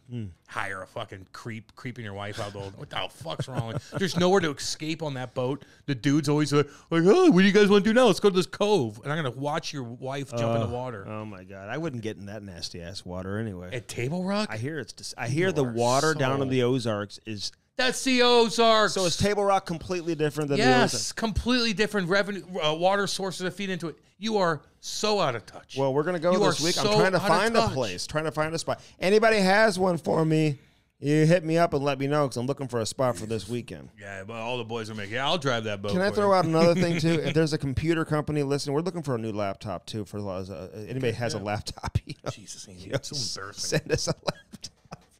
We need. How about you just send us money? Brody needs. How our fans up there grinding it up in fucking Canada? Yeah, send us money so we can entertain. No. Brody needs a new laptop. Brody needs a new laptop. We'll pay for it. It's all good. All right. So listen, we got to explain this interview with Prusty on this edition of the Cam and Strick podcast. We did this interview how long ago, dude? Fuck, months, man. Prusty's probably like, what are you guys doing? Yeah, wasted my time. I know. Don't even release the interview. We've got a couple of those, man. I know. Well, they fucked up. Something went wrong with it, and we finally fixed it. Yeah. So we had some technical, but we were able to recover this interview, which is great. There's another great one that is amazing that we're still working on recovering, but we were able to recover, Brandon Prust, which is huge because it's a great interview. But as you're listening, you may discover that, hey, this was done like quite a while ago. Okay. Like we're talking about the Jay Beagle incident. With Anaheim, Troy, Zegers and Troy Terry and those guys. So it's all good. Again, this is like from back then. So keep that in mind. And Prusty's cool as shit, man. I played against him since juniors. We talk about London. We talk about fighting. We talk about me knocking him out and breaking his jaw. We talk about Dale Hunter with him. We talk about but it sounded like it was a cheap hit when you broke his jaw, like an elbow to the jaw. Yeah. Was it a back check hit? Yeah, Andy. It was. Yeah. And no penalty on the play. No. Did you get your elbow up? Like you put the wing up? I can't find it. Brody's trying to find it. We can't find it. It's not on. It must have been on. It must not have been on Versus that night. What was your game wasn't on television? I mean, how long ago was this? 2009. Dude, the game had to be on TV. Brody fight the motherfucker. I didn't get a penalty on it, so I didn't get a penalty. So it didn't stop the play. And But I caught him. It was a back check, crazy hit. Yeah. So it was tough, man. He was tough. He was a tough player. Man. Yes. Remember I told you I go fucking Dale Hunter would always look at me because I was crushing everybody in juniors, and he'd look at me in the face off, and I look at him like, what Dale? Who you got? He's like, try Prusty, fucking try Prusty. Oh, he would say that to you? Yes, on the bench while he's coaching. Look at me, and I'm like, he respected the shit. Talking shit? No, he was just like, try him, because I'm looking at him like, you got somebody for me? Yes. Oh, really? You'd say that back then? Yes, 100%. I'd look at their bench like you were there to fight. Was there to do whatever I wanted. Are you a fighter off the ice? Is that something? God, yeah, dude. You are? Oh, my. Not anymore, but fuck Like, if I had some issues, I had a guy the other day, Cam, I'm driving, and he's tailing me. He's going crazy behind me. No, he's having, like, road rage. So I'm, like, changing lanes. He's following me each and every way. And, like, of course, I'm going through my mind because, I'm like, listening to, like, probably a live acoustic show or something like that. Stevens. Yeah. And so buddy. I'm not focused. I'm like, did I cut this guy off? Like, what did I do? And you don't fuck with them good old boys. So I keep trying, and then he's like following me, going crazy. Don't do it. I'm not fighting that dude. He's crazy. Like if I called you and said, "Hey, dude, I need you to go," you wouldn't come. Fuck no. What do you mean you wouldn't come? Go fight a Hoosier? Stab me? Fucking crazy. I'd stick it up. You'd just rather me get stabbed. But I did fight a lot when I was off the ice, man. I ripped my shoulder out fighting a 40-year-old man when I was 14 years old. Really? Lake of the Ozarks. My dad was so fucking mad. Were you firing on his No, his wife, I was sitting in our little cabin, and there's a huge bar called Shooters 21 at the time in mid-90s. I'm 14 years old, and all these 40-year-old men are walking there, and I go, and my dad's out at the dock, and we're stealing his beer, and me and my buddy, we're drinking. And they're walking by. I go, you fucking pussy. You ain't getting any pussy tonight. Oh, my God. Why are you talking like that to this guy? Because I'm an idiot. And this 4-year-old guy comes and goes, what the fuck did you say to me, little boy? Of course he did. I go, what are you going to do? He picked me up. By your neck? No, picked me up, like double legged me, and body slammed me. My shoulder got ripped out. You're kidding me. At 14 years old. And your dad didn't go over there? My dad was down at the dock. And I'm like, My dad comes up. He's like, what the fuck do you do? My shoulder was subluxed all the way out, and I had to get surgery from Dr. Lehman. Are you kidding me? No. At 14? 14 years old, trying to No fight wonder she had shoulder issues. I know. Was it the same shoulder that you had surgery on? Yep, Dr. Lehman. And your dad didn't say anything to this guy? No, the guy was gone. Gonzo. He was in the bar already. My dad going to go in there and look for everybody? No. I talk shit. What if you saw the guy right now? What would you tell him? I have no idea what it looks like. Well, what would you tell him? Good job. Oh, you would? I deserved it. So one time I yelled at a guy. I think I called him like an old man or something like that. You're such a rebel, Andy. And he chased us. And he was just chasing me, dude. And all of a sudden, as we were walking back to the school, he was hiding around the corner. And then he came out again, dude. Almost grabbed me, and we were able to get away. You guys all notice that Andy tries to find stories similar to mine to try to be cool. That story never existed. I swear to God. Andy anytime I have a story, Cam, I ran to someone's house to use their phone in a neighborhood. Anytime to get away. He was probably going to kidnap us. But dude, this happened 1,000%. But the road rage guy is something. Don't fuck with I pulled him to the waterway because I had to get a car wash. Andy, that's how people get shot and stuff. What was his problem? Like, he's probably fucking working 80 hours this week. He's probably spending money on gas. I didn't do anything. Joe Biden's fucking, having seizures on fucking. He's probably losing his mind. No one's working for him. He owns a construction company. The dipshits don't want to work. He's losing money. His wife's cheating on him. And you're driving slow like a fucking... No, I was like a nerd. I had to go from the Creve fast. Coeur goddamn racket club. I had to put it in sport mode to actually increase the speed. This guy's like fucking tearing roofs down, and Creve Coeur racket club boys driving slow, listening to goddamn Cat Stevens. He's trying to get to work. He's like, go fuck yourself. Yeah, but I pulled him in the waterway, and he goes to the gas station right across the street. And he listens to Cat Stevens. Doesn't even know he's a terrorist. Is he? I don't think you can say that. Yes, I can. I just did. He's not a terrorist, is he? Oh, he's not? I don't listen to Cat Stevens. There's a song of Cat Stevens that I like, actually, from back in the day. That was the funniest. So when Andy comes out of the show when he's around me, Andy will never be like this with anybody else. When he goes on all these, he's like, hello. Here's about the blues. But once he comes on my show, that's not true. I go, Andy, pick a song out and sing it. He picked out Cat Stevens. He sang that song for 4.5 minutes and didn't miss a beat while we listened live on the radio. And it was we clipped off so many parts. My whole first hour of the show was clipping off shit that you said. I bring entertainment. They're all laughing on your show. I bring the entertainment. Show. But if you would have done that on any other show, you would have sounded like an asshole. You do it on my show, it's funnier than shit. That's not true. Oh, yeah, I didn't do it then. That's not true. No, then do it. Go on Bernie and start singing, see what happens. Yes, go ahead. Oh, shit. I dare you. All right, let's get to the interview. All right. The Cam and Strick podcast is brought to you by Hair Club, baby. Yeah, man. 800-279-7878. Go to hairclub.com/Cam and Strick. That's our landing page. And sign up for your consultation there. Speaking of which, real quick, you know who's got a cool-ass team? I've been watching their videos all weekend.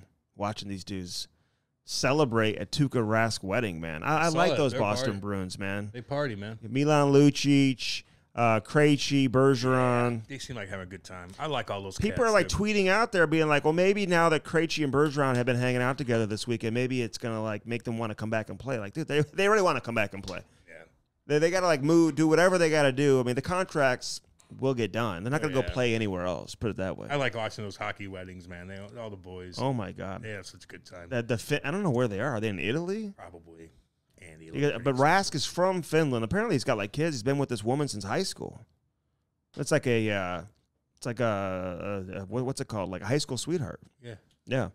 Usually doesn't work out. But the Finnish music or the Italian music they're playing, what do you mean it doesn't work out? Well, usually when you're a pro athlete and you marry your high school sweetheart, it usually doesn't work out. It says who?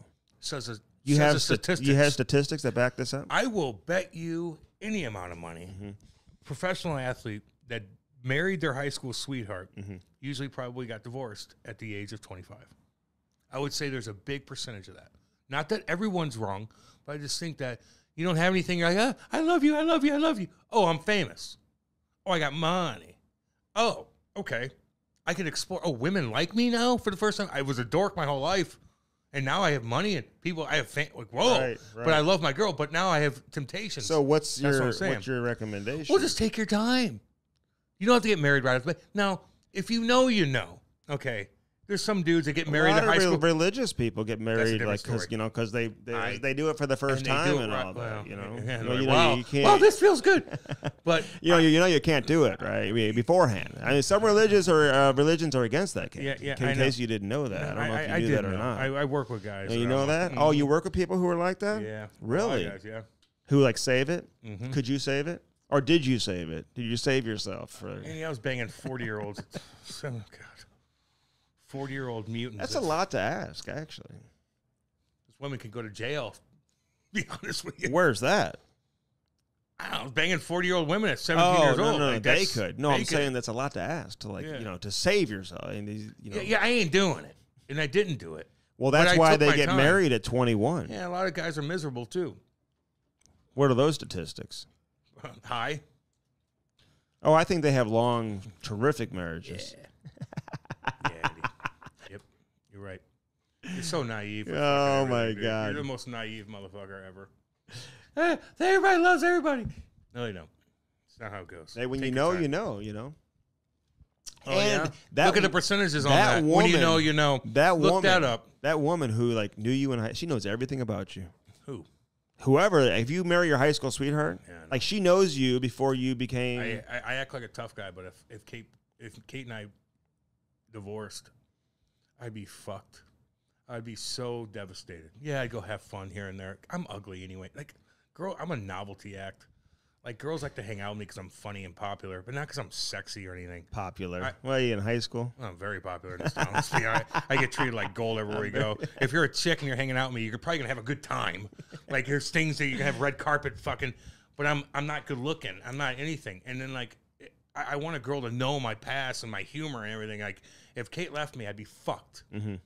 You had to start completely over. So start over. Could you imagine like this girl like all of a sudden like going on like those dating websites and they match with Cam? They see me and they're like, and what? He picks them up in that truck.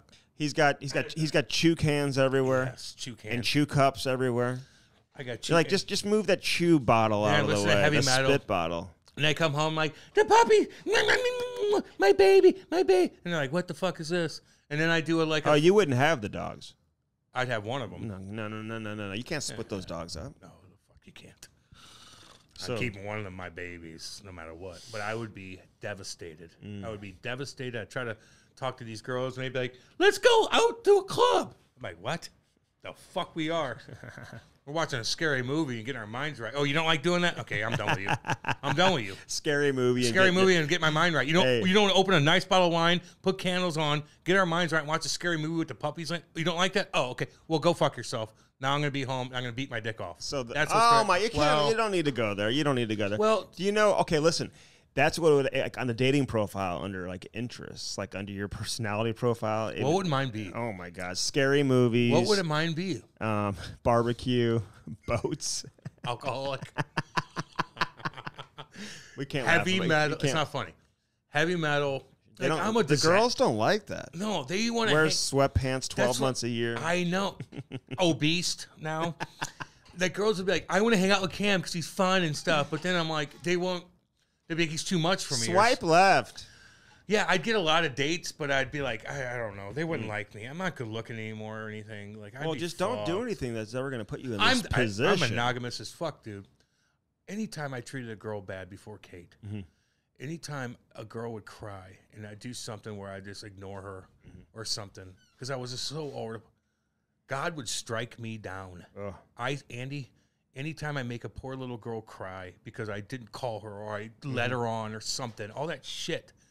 The next day, it'd be a sunny day outside, and I'd walk outside to get the mail, and lightning would come and strike the back of my head, and I'd go down in a convulsion. You got a better chance of getting struck by lightning than winning the Mega Millions. This is more of a metaphor. Just so you know. I'm just letting you know, if you cheat on your girl and she's good to you, or you're mean to girls, I told you all you guys this, man. Now, if your girl's a bitch and she's not banging you, and you're like, fuck, I had enough, that's a different story. But if your girl's good to you, and you're dating a girl, and you're giving her and you screw her over, karma's going to get you. I'm telling you firsthand experience on that. I just can't do it, man. If I fucked up on Kate, and I'd be in a bad spot. Well, don't do it. You'd be like, Cam, you okay? I know. Okay. I'm just being real with all you guys. I love all you guys. I read about this when I was playing the Mega Millions. I got two numbers right. I got the first number and the... I got to take a piss. And the Mega... Hold on. You know what? You got a better chance of getting attacked by a shark. Well, they're happening up in the East Coast. Oh, my God. That's why I wasn't like chilling out in those waters. You know why? There. I told you this before. Why do shark attacks happen? Because they follow the warm. Yes, they follow the current and they follow the swarm of other fucking fish. It's a long trip to swim. That's how they do. You know, sharks don't stop swimming. Do you know they don't stop ever? I mean, that's a lot of swimming. Sharks don't go backwards. No, they always keep going. Really? They don't stop. Watch a shark. They don't get tired or anything. They don't stop. It's a natural movement. They don't stop moving.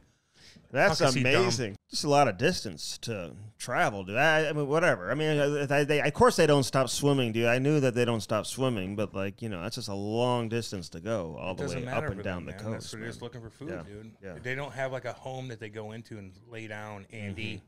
They just swim. That's their home. Their whole water's their home. They could do what they want. They're apex predators. But getting back to what I was saying, that Boston crew is cool. Torrey Krug is there. Milan Lucic, man. It just seemed like, you know, Marchand's doing his thing. I'll hang out that Lucic. That Lucic. He still runs the show. I'll hang out. You notice, like, you can still tell, you know, he kind of. He's 15 years in the league. Yeah. Well, all those guys have been around for 15 years, almost. Yeah, Bergeron. Lucic's a man, dude. He's a cool cat. Bergeron, Krejci, Marchand. You need to go to Table Rock Lake, dude, and get a boat. Yeah, fine. Hook that. Will you do the whole trip for me? No, I'm staying. I'll show you. I swear to God. No, like you gotta like set it all up. I need like an itinerary. I'll show you exactly what to do. Okay, well send it to me today. I swear to God, I'll show you. Because I gotta get on. I'm dead serious on this. Yeah, because I gotta get on. I want your kids to have a good time. Because sometimes I feel like you think about you the whole time. Like I'm gonna get this. Sometimes you don't know what the greater good is. Somewhere nice, dude. Like you know. It's you could tube on the. Where back. am I staying? At the fucking cabins. Okay, they're so nice. So send it to me. Well, they're expensive. That's whatever. No, because it's the big cedar cabins, which are way more expensive. Okay, they are because they're sold out. Because everyone goes there to golf. Exactly what to do. Don't ever have somebody drive a boat at that lake. No, you'll look like such a fucking jackass. Well, how am I going to drive? You just whatever. You just figure it out, dude. It doesn't go that fast. You're gonna be okay.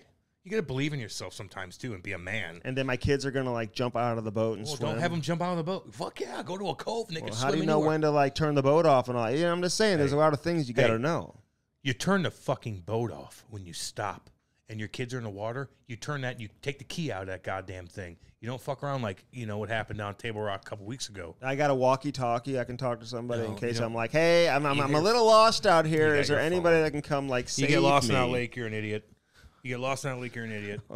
That's it. I just Why don't you guys come? I'm not hanging out with you and your family. Oh, my God. No offense. That is terrible to say. Well, I don't hang out with... You would love it. No, because I'm so particular in who I hang out with. Because I need to be in control of everything. In control of what? Listen. Take control of the boat, Can I explain Do whatever you got to do. Let me explain something to all you guys out there. I love all you. I might have a bald spot. I might be overweight. I might not be that good at hockey anymore. I might blah. I know how to have fun. I'm the funnest guy ever. The most fun guy. Whatever the fuck you want to say. Fine. I know how to have fun, and I know how to party. I know what makes fun. I know that. It's a gift I was given. I know how to have fun. So I don't ever want to not be in control. When it goes to vacations, when it goes to going to places, I need to be in control because I know what the most fun I can get out of any particular situation. I'm in control, not you. Be the tour guide. No, it's not about that. It's just about I need to be in control. And when there's kids involved, I can't make that decision. So therefore, I ain't hanging out with you. Well, you get my drift. I'm gonna help Kate have a. Listen, Kate's kid. It's gonna be mine. We're always gonna have that connection, dude. We'll always have that connection. He'll be a good-looking kid. I mean, I want to be able to look in my kid's eyes and see me, though. Well, you're gonna see me. I don't want to see you and be like, oh, Jesus. He ain't going in the corners. Yeah, he is. He ain't going in the corners. Get that That's part. so funny. Alley-oop. Go ahead. Well, it's like, ole. The kids do the ole where the bowl comes in. Hairclub.com, baby. 800-279-7878. CarShield and CarShield.com. Mention that promo code CAM. You're going to save 10%. I know it's embarrassing, but listen, I'm just trying to help you out. Good. Okay? I want to save you money. You never know when something's going to go down, Cam. Yeah, you know, listen, these cars, man, they take months and months to get here because of these computer chips and stuff like that, you know? So, like, when something goes down in your car... Putin does everything. Is that because of Putin? Fuck no. Everything's Putin's fault, apparently. The ruble's doing pretty good. Funny how that works. Zelensky's in there. Zelensky and his wife, after we gave him $40 billion, is sitting, taking poses for Vogue magazine. What do you make... Oh, you're in a war? What? What do you make of that trade? Corrupt-ass Ukraine? What do you make of that trade for that Russian arm guy for Brittany Griner? Is that a fair... Brittany Griner is a joke. I don't give a shit about her. I don't give a shit about a stupid ass. You're saying she's a joke? Hell yeah, she is. WNBA is a joke. She's a but hear me out. She's locked up for not doing really anything. What do you mean? You brought fucking narcotics. Yeah, you can't and do you that. smuggle them in Russia. To Russia. You're an idiot. There's another guy over there who did the same thing. He's a Marine. But he has, like, medical issues. Listen, you make that trade. Here's my point. Brittany Griner, I don't want to stand for, we should never stand for the national. Okay. Yeah. Thank you, Brittany. Oh, you got to go to Russia because your product is so goddamn bad here. But here's the deal. I could chirp her all I want. That's not what they do. Listen to me. It's different seasons. The Russian season's different than the WNBA season. No shit, Andy. And the reason why they're bitching about U.S., but they're going to make money over in Russia after they bitch, and now you're stuck in Russia, you're a joke, but you're an American. Get her ass out of there. Okay. I don't give a damn if that's her right to be able to fucking knee. That's her right to be able to bullshit United States. That's what you get. Your Second Amendment, you could do whatever you want. First Amendment, whatever you want to say. Mm-hmm. She's an American. Which amendment is it? It's the first one. Okay. The second's guns. You get the Americans out of there. Even if this is a fucking crazy ass. Now, what Barack Obama did with Bergdahl, that Bergdahl dude who left his post and was like, they had his mom and dad come in the Rose Garden there and they pumped it. They gave away terrorists, and the terrorists came back and blew people up. Really? Yes. The terrorists they traded for Bo Bergdahl. Barack Obama did, yeah. And then he parades his mom and dad out in the fucking Rose Garden like he's a hero. He's a fucking asshole. And he left his post and got everybody in a jam. They had to go look for him and almost died. Why did he do that? Because he's a pussy. And then he's like, I'm a hero. No, you're not. And then he got picked up by the Russian forces. No, it had nothing to do with Russia, dude. This isn't Afghanistan. Okay, dude. Afghanistan. He got picked. Is this the guy who was all like crippled in court and everything because he did that hard labor and couldn't even stand? No, that's what, John McCain? No. Remember the guy who like spit on the ground or something, or like he like messed with a picture of a politician in the hotel or something? Oh, that was in North Korea. Yeah, North Korea. Yes. And he took a picture of Kim Jong-un and folded it. And he died. And his name was, he was a German kid. He died, yeah. You can't do that, dude. Well, you don't, why go there? You're rolling the dice. But she's American, and you got to get her ass out of there. You still have to put all that aside. Get her out. You know what costs 50? How about I just talk? It costs $50 million to purchase a like flight to space. Isn't it funny how Andy like will read something once in a while that's not hockey related and be like, I know something. I'm going to throw a stat at you. And you're like, what? Well, yeah, you okay, just said 50 million astronaut. bucks. It made me think. You're like, 50 million. You know shit. I read more than you think. No, you don't, Andy. I can tell you that right now. And if me and you did an IQ test, I don't know. I'd probably crush you. Maybe you would, but I don't know. How does it work? I never was a good tester until I got to college. Then I was kind of okay, you know. But my brain is just not. I think I have Listen. You were never interested in anything else besides what you were interested in. Mm-hmm. But now you hang out with me every day. You're like, wow, there's other things in life. And now you're curious. So anytime you get a little tidbit of something, you're like, did you guys know? Hey, check this out. And you're like, okay, you read something somewhere of something, you know. You don't know who fucking T.B. Cooper is. You don't even know who Vlad the Impaler was. Like, what? Well, no one knows that. Oh, just wait. All you. Don't send me the text. All you guys, I love all you. Send Andy. Cam. Send me and Andy what your thought is. If you don't know who Nobody Vlad knows who that is. You're out of your mind. You're out of your mind. And I was going to say this earlier because if they listen to me, they know that. The DB Cooper thing is very interesting. He probably hit the side of a mountain, by the way. There's no way he survived that. That's what I said. Yeah, if I was a betting man, he died. He didn't survive. They're going after that other guy, and I don't know why he just isn't like right off the bat being like, you guys go fuck yourself. Like freaks. No, that's why I don't trust I'm not him. But that guy was crazy back in the day. Yeah. Remember he went on trial and stuff? I know. It's all good. Okay, so I said Andy acts like he's smart. I've told a number of people to watch this, the DB Cooper Netflix special, and everyone says the same thing. Who's DB Cooper? Not a lot of people remember who that is. Because you're at the Creed 4 Racket Club, man. Oh, I'm starting to play. You guys are all counting your money, and you're just like sitting there, and you're like you're doing nothing. You're not reading things. And you're like talking about, the kale you're going to eat that night. You're not listening. You're not doing. It's just. I'm starting to play pickleball too a little bit. I'll do that. Will you? Yeah, I'll do anything. I've got home courts, indoor or outdoor, so I'll let you choose. So I'll do that. We'll talk about that this weekend. We're going to the lake together. You and Kate are coming with us. So thank you. Thanks for the invite. Start planning. Can you drive me? Yeah, probably the most fun you've ever had. That'd be so fun. You think you know what fun is? I want to hang out with Andy. You'll find out what fun is. I want to hang out with Andy and his wife on a 22-foot boat and his 3 kids. I'm going to sit in the back. I'll probably bring Blade, with a driver. I'll bring Blade, too. That's what I want to do. Hey, Car Shield 800-857-2481. You never know when something's going to go down in your vehicle. You just have no idea. There's no warning sign, They don't say, hey, just so you know, 2 weeks from now, like your alternator's going on. It doesn't work like that. Yeah, it doesn't work that way, Andy. I think everybody knows that. Okay, so like tell them why they should call Car Shield. Because it simplifies your life. That's why. It simplifies your life. Okay, simplifies your life. That should be like the slogan of everything. Actually, all our sponsors simplify your life. Simplify your life, man. Including make it easy for you. Bellman, he'll simplify your life. Dan I need Bellman. a new truck. Okay, all right. Bellman, hey, Danny boy, like, listen, I ain't playing anymore. Don't you want me to be a shit kicker? Don't you want me to drive, carry, and tow that R33 Cobalt with my shit kicking fucking badass huge half ton GMC shit kicker Denali quad cab, huge bed? I don't know. Don't you want me to look good in that goddamn thing? Would you put shit kicker on the license plate? Nah. I did that when I was young. You did? No, I had oh, God. I had a... What was on your license plate? Before I went to Canada, my dad got me an 88 Firebird Formula. You act like you can't... Listen, dude, you had more than any of us had. It was an 88 Formula Firebird, piece of shit with 150,000 miles on it. It's a piece of shit, but it looked tough. And I got my front license plate, I got a skull. And I put it on the... Oh, my God. So when I went to Windsor, so Hoosier. And I started shit-stopping my... Oh, you drove that to Windsor? Yes. It made it? Yep. My dad drove it up for me. Oh, my God. Not with you in the car? No. I flew up for training camp. My dad drove it up for me. Oh, my God. A little 88 Firebird with the fucking bird in the front. Did your dad stay for camp and watch camp? Fuck, yeah. He did? Training camp? He stayed with me the whole time. Oh, you can't do that. We partied. Don't they put you up in like a hotel with all the other kids? My dad saw me party so hard. And, like, I became popular real quick. So all my buddies in school, all my shit, like From partying made you popular? No, just being out and about. I always hung out with people, like, in school and stuff. They're like, Cameron, take the boy. Let's go this way. I'm like, okay, let's go this party. Let's go this.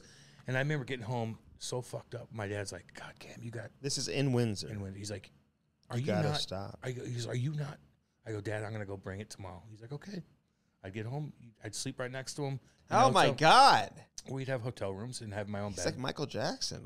That's my dad saw me do a lot of things. I had a daddy growing up. You sleep right next to him? Well, I did in the hotel. My dad was bed always there. At that age? Andy, you can be funny all you want, but my daddy was good to me, man. And that's why I'm sitting here today and I'm still alive. But I remember coming, he's like, you got to bring the heat if you're doing this shit. I go, I know. That's good advice. And what the fuck do you think I did the next day? Well, I don't know. What do you think I did? You probably... I must have not... What? Did you finish your checks? Yeah, Jesus. My dad's in the stands. Toe dragging them Cougars? I mean, what are you doing? Oh, the Cougars in Windsor. Oh, God. They wanted to make sweet love to me all the time. No, they did not. Yes, they did. And the husbands wanted to fight you. No, you're they getting wanted beat to up. watch. No. You don't know. They wanted it. And I was a 17-year-old kid like, wow, 40-year-old women want me? Whoa, okay, let's go. You wear your jersey to the bar? No, I didn't need to. You're just everywhere. I was in the news every night. Like, I was always the one with the quote. If you had to do it all over again, would you go the junior route? Fuck yeah, dude. You would? Oh, my God, You seem like a college player. Yeah, okay. I'm going to college, and I'm going to go back in my dorm room. And no. And Windsor, dude, we did whatever we wanted. Yeah, the college kids are cool nowadays, though, in reality. Cool. Yeah. Anyway. Yeah, real cool. Car Shield 800-857-2481. Go to Car Shield. Go there today. Yeah. Bellman.com. Again, we love our friends over there at Bellman, man. I can't talk about the car Danny, he's looking I ain't for. playing, homie. I know, he just heard you. I'm not fucking around out there this. in Troy, Missouri. They've got the Buick GMC. God damn. Cam's looking at the GMC shit kicker, fucking Denali shit kicker. Denali truck. Yeah, You're also looking at a Buick Enclave, though. It's frosted white, Buicks. tan leather. Buicks are nice, dude. Yeah, they're very nice, dude. Tiger Woods. I know. I was hanging out with Lee Trevino last week. He's very cool, by the way. Who? Lee Trevino. Oh, okay. He's tight with Tiger. He and Tiger are really tight. I bet. You'd find this guy very funny. Like, he actually, like, hilarious. Mm-hmm. These golfers, man, they make a lot of money. Name me another sport where you can play professionally and you suck 98% of the time, but you had a hell of a year.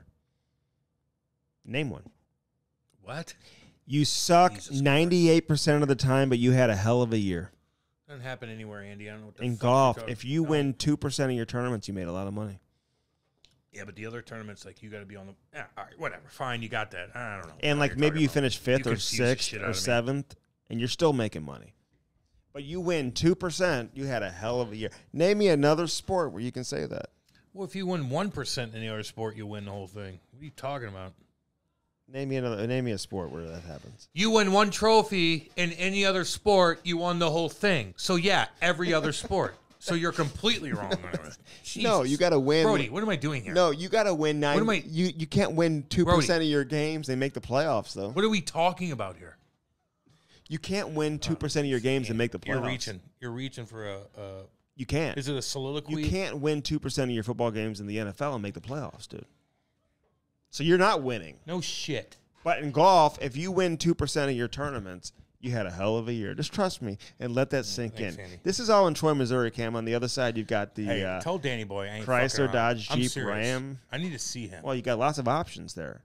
All these, listen. Kate's like, you need a new truck if we're going to get this boat. I'm like, I need. Oh, are you really looking to get the boat? Fuck. This is serious? I know. You're not getting a dually, though, dude. You don't need a dually. I don't need a dually. For that don't need a dually. No. Thank you, Andy. Where are you going to take the boat? Mark Twain Lake, Table Rock Lake, Lake of the Ozarks. You don't have time for all that. It's 40 minutes. Nah, you don't know. I don't have kids. Where are you going to keep it? At Lighthouse Storage. Yeah. You can't keep it in your house at no, you St. can't. Albans. You can't keep that in your driveway? Fuck no. Lighthouse Storage. What does that cost a month? Yeah, $400 or $400. About as much as Chloe plays soccer. Exactly. So while you're doing that, I'm getting a boat, just so you know. Although I would love to watch Chloe play soccer. You're going to come to a game this year. I will 1,000,000,000% do that. Yeah, you're going to come to I will go to any game. If you go hang out with you at Mark Twain Lake, go fuck yourself. No, you're coming You want me to go watch Chloe play soccer? Mm-hmm. Oh, my God. Have you ever heard of Kentucky Lake? Yes. What's up with that? It's booze free, just so you know. Oh, it is? Yes. What does that mean? It means you can't drink on the lake. It means if you go to a restaurant, there's no booze. It means... What? Yeah. Just saying. You ever been there? No. Why would I go there? What do I look like? Oh, man.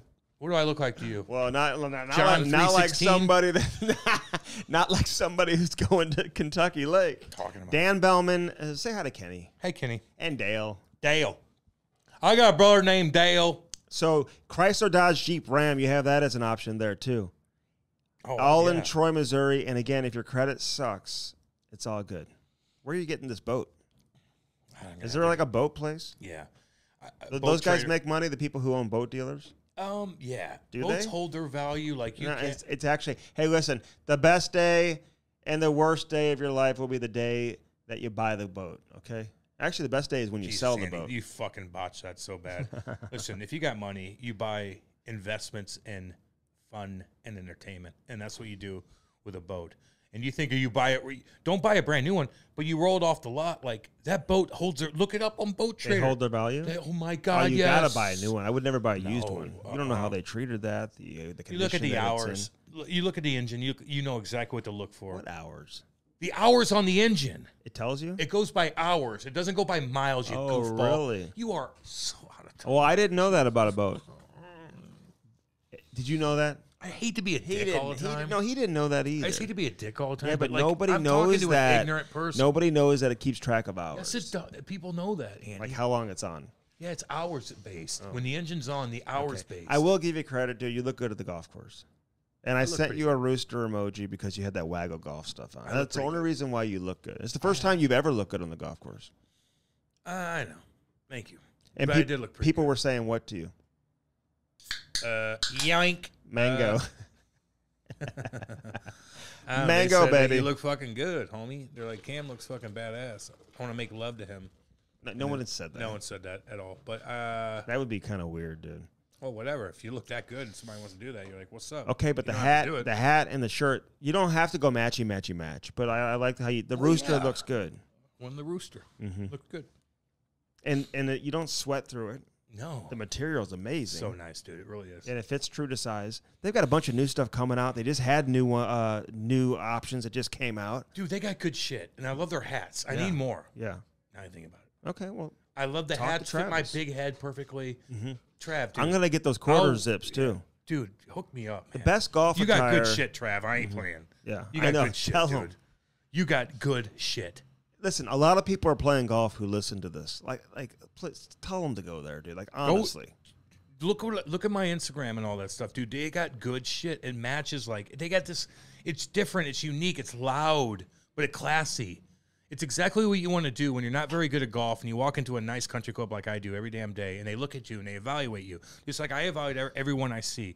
Golfers evaluate other golfers, the way their presence, on how they look, their optics of it, how they swing the club, how their mannerisms are on the course, not walking on your line on the green like Andy probably does with all these fucking people, like all the little shit. But they evaluate your attire.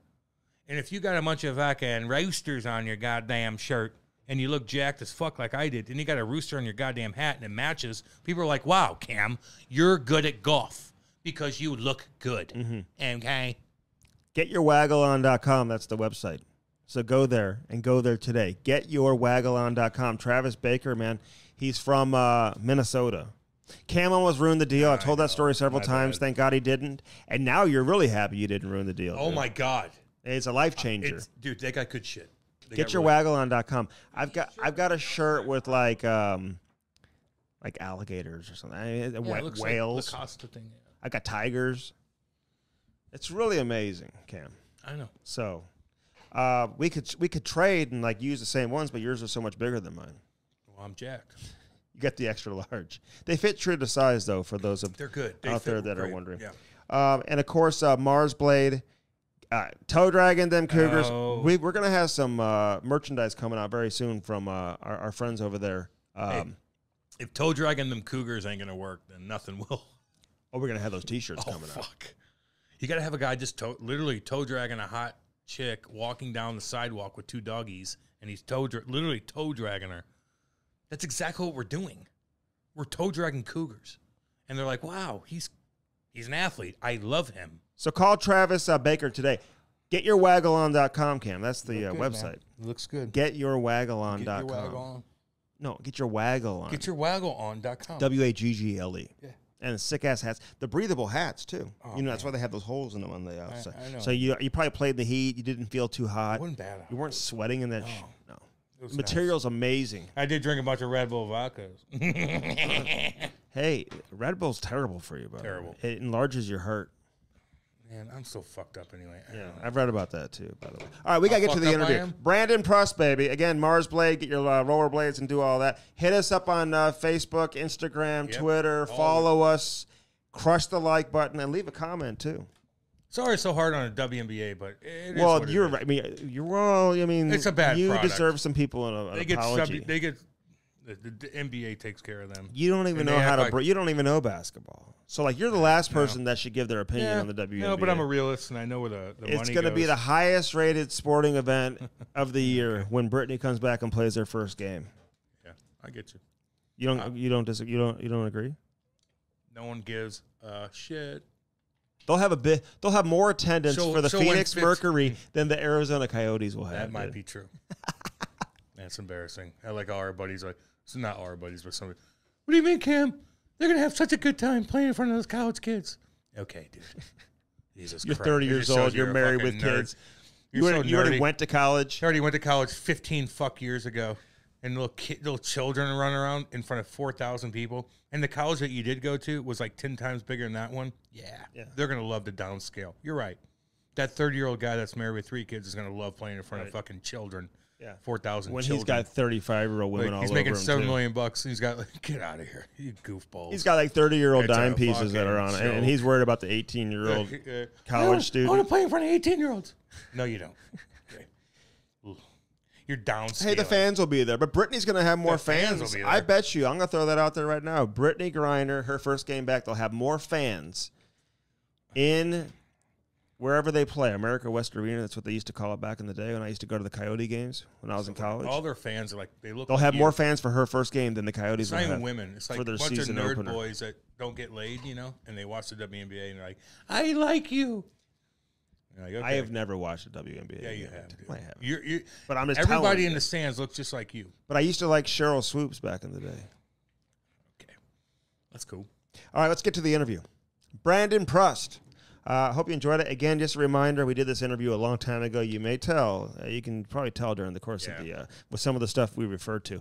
But a lot of it is, there's no timetable on it whatsoever, man. It's just, good. It's great shit. Talk about Dale and all that shit. He's cool as shit, too. And his gym is called Shit Kickers. Enjoy Brandon Prust on the Cam and Strick Podcast. The Cam and Strick Podcast is brought to you by CarShield. You know, nothing more frustrating, Cam, than when that engine light comes on and you know right off the bat you're going to have to spend thousands of dollars to repair your vehicle. Call 800-857-2481. Mention the promo code CAM or visit carshield.com and use the code CAM to save 10%. Yeah. That's carshield.com. A deductible may apply. Save yourself money. Sign up and get your coverage now with carshield.com. Now up to the interview. Hello. What's up, big dog? Where you at? I'm in my hometown, London, just at home. So are you like a London legend, by the way? Like you grew up in London, played for London, won a Memorial Cup. They treat you guys like are like the Oilers from the 1980s up there. Yeah, they do. I mean, we were kind of – I came in 2002, and we just moved the team down into downtown London and built a new arena. So the city would just like kind of gather around that team. And then, 3 years later, my 08 year, we won the OHL championship, first one ever in London, and then won the Memorial Cup. So it was definitely a special year. And, people in London don't forget that. Oh, they loved it up there, man. And that old shitty rink, too. I remember the old rink. It was just kind of dumpy. And then they make it look like an NHL rink. And the fans are always packed the house. Yeah. Your unis look cool. Could you guys walk around like, I was Dale, like, I know everybody in this fucking town. I know where you go. Oh, yeah. I'm watching every move you make. Like, how is he? Dale's great to play with, and he's probably the most the most famous here in London, I would say. Everybody loves him and loves what the Hunters, what him and Mark have done, with the organization and stuff. So, but they were always good to us. But it's they definitely know every move the guys make for sure. It's not that hard. But I remember one time we were this is our Memorial Cup year, and we were like 30-0 to start the season, and we had curfew. We were waiting for curfew calls, but eventually, when you're 30-0, your leash is a little longer. So we're all waiting outside this bar to get into the bar in downtown London, and Coach calls Perry, and he's like, "Is everybody in for curfew?" And he's like, "Yep, everybody's in for curfew." And he goes, "Oh, that's pretty funny because I'm looking at you fuckers across the street here." He was sitting in his car and just watching us all wait out line. Oh man, you're waiting in line. That's a shit. You're waiting in line. Well, I know. That's on you. I think we were just kind of we were all kind of gathered around the front there, waiting to kind of get in there. And but it was like, all right, you guys are 30-0, just be safe tonight. Get home at a decent hour. And don't be idiots. And basically, that's pretty ballsy to lie to Dale too. Corey Perry, he's hilarious. He's hilarious. He was here. Go ahead. It was Jacques Beaulieu, the assistant coach, that was calling for curfews. Dale doesn't do the curfew calls. Yeah, forget him. Dale's a different Dale's story. Like, go do my shit. Dale's out. Hey, Dale's out anyway. Yeah. Yeah, Dale was probably next door at the local bar. Oh my God, I remember when he was here during the Stanley Cup final. Man, hilarious. He likes to have a good time. So he's done everything in hockey except come on here. Like we're trying to get his ass on. We get all the London connection, whether it's Basil or whoever. Like, hey, you got. They're always like, oh, I'll get him on for you. Nobody's come through. So that's your job now, Prusty. Come on. No, I wouldn't even try. Dale is like, no, he doesn't do that. I doubt he's ever even done a podcast. I doubt he's ever even done anything than maybe an interview outside the dressing room or something like that. I can't see him. No, he ain't. Hey, the challenge is on. We will get his ass on at some point. You know what? You have to convince him. You have to convince him that you just want to talk about farming, maybe. Oh, there you go. Well, that ain't gonna be the case because we don't know a fuck about farming. I do. Go ahead. You just want to get them. You just want to get them on the line. That's all. And then you just got to. That's how you trick them. Yeah. See. So about them farmers, Dale. Yeah. No, we're gonna talk hockey. Farmers Almanac. Hey, no, but Dale would look at me though. Like Dale would. I remember being on the ice and like he would look, and I'm like, "Who do you got? Yeah. Like who do you got? Like what are you gonna? You know, like who brings?" And he's like, "Try Prusty," and he's saying it real soft, like, "Try Prusty, try him." I'm like, okay. And so me and Prusty started fighting all the time. Like he would look at, like he was cool. Like he didn't yell at you, but he's like, "Go try Prusty." Yeah, well, because he And I gets did it. it. He gets it. Yeah. Prusty caught me. Hey, weren't you like I don't understand this whole walk-on thing in the OHL. Like, because you go on to have a career in the NHL. Like, how come like they made you like walk on? Well, like, where were you at that time in your career? I was never drafted in the OHL. So when it was my draft year to go to the OHL, I didn't play AAA.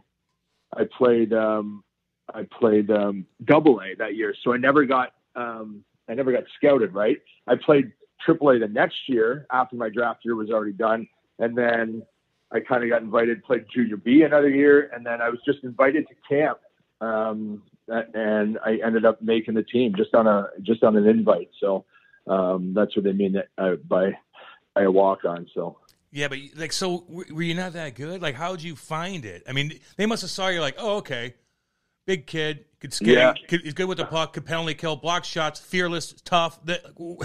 How'd they not scout you? Well, because I wasn't playing AAA. I was playing my whole kind of growing up. I just played like inner city hockey, fourth city hockey, like nothing where anybody would see you. And then everybody was like, "Hey, you're good. You should go try out for AAA so that you can get scouted." So I went and tried out for AAA, and I got cut first cut. So I played AA, and I lit up the league in AA. So, I ended up making AAA the next year, but that was already past my, I was just, it wasn't like I was superstar, style. I was just always good, but I guess, and then I did play Junior B and had a good year in Junior B, and that's when they noticed me and then got invited to camp. This is on the AAA coach. This isn't on the OHL. I mean, they're cutting his ass, and he's playing AA. That's why, so he should have been playing AAA altogether. Oh, shit. So whatever. Yeah. Hey, but you know what? That sets the tone, right? Kind of gives you like your mentality to just like kind of have that chip on your shoulder and never like take it for granted the rest of your career, right? Yeah, that's exactly. I mean, I think that was it, right? I was AAA get cut. I was thinking about just going back to, Fourth City, the league I'd been playing in. But, the AA coaches came to me and I just kind of kept going with it and ended up playing AA and lit it up. And yeah, maybe it just gave me that chip on my shoulder, to prove everybody. It's like, I got cut in grade 9 high school hockey as well. So I think that added a little chip on my shoulder as well. Well, Andy got cut from everything he's ever tried out for. It didn't give him any chip on his shoulder. I made it past the first card. Hey, what's it like? And I remember in juniors, man, like right when you get there, right? Like I remember Stevie Ott was like our billet neighbor, and he just signed. So he's a first rounder, signs with the Stars, and gets $1 million because that's when the signing bonuses were gigantic. I've never met anybody that had money like that. And all of a sudden he's buying like the brand new Escalades.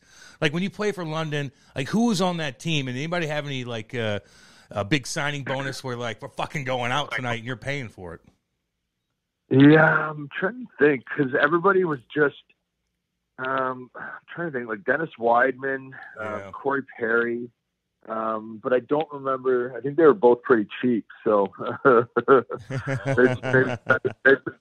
maybe spend it on themselves, but not too often on the boys. Wow. Yeah, we didn't have. I'm not sure who signed like a big ticket back then. I would say Dennis Weidman, Corey Perry were the two guys, but Perry's was a year younger than me, so.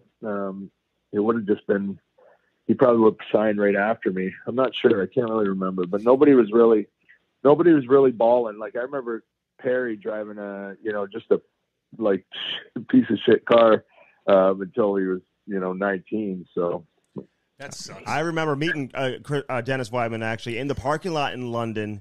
And he was driving like this red pickup truck. He dominated, dude. Oh yeah, he was. He dominated, and then ended up coming to the Blues like shortly. And he had that shootout. Remember the shootout thing? Oh yeah. Hey, but listen, what was it like?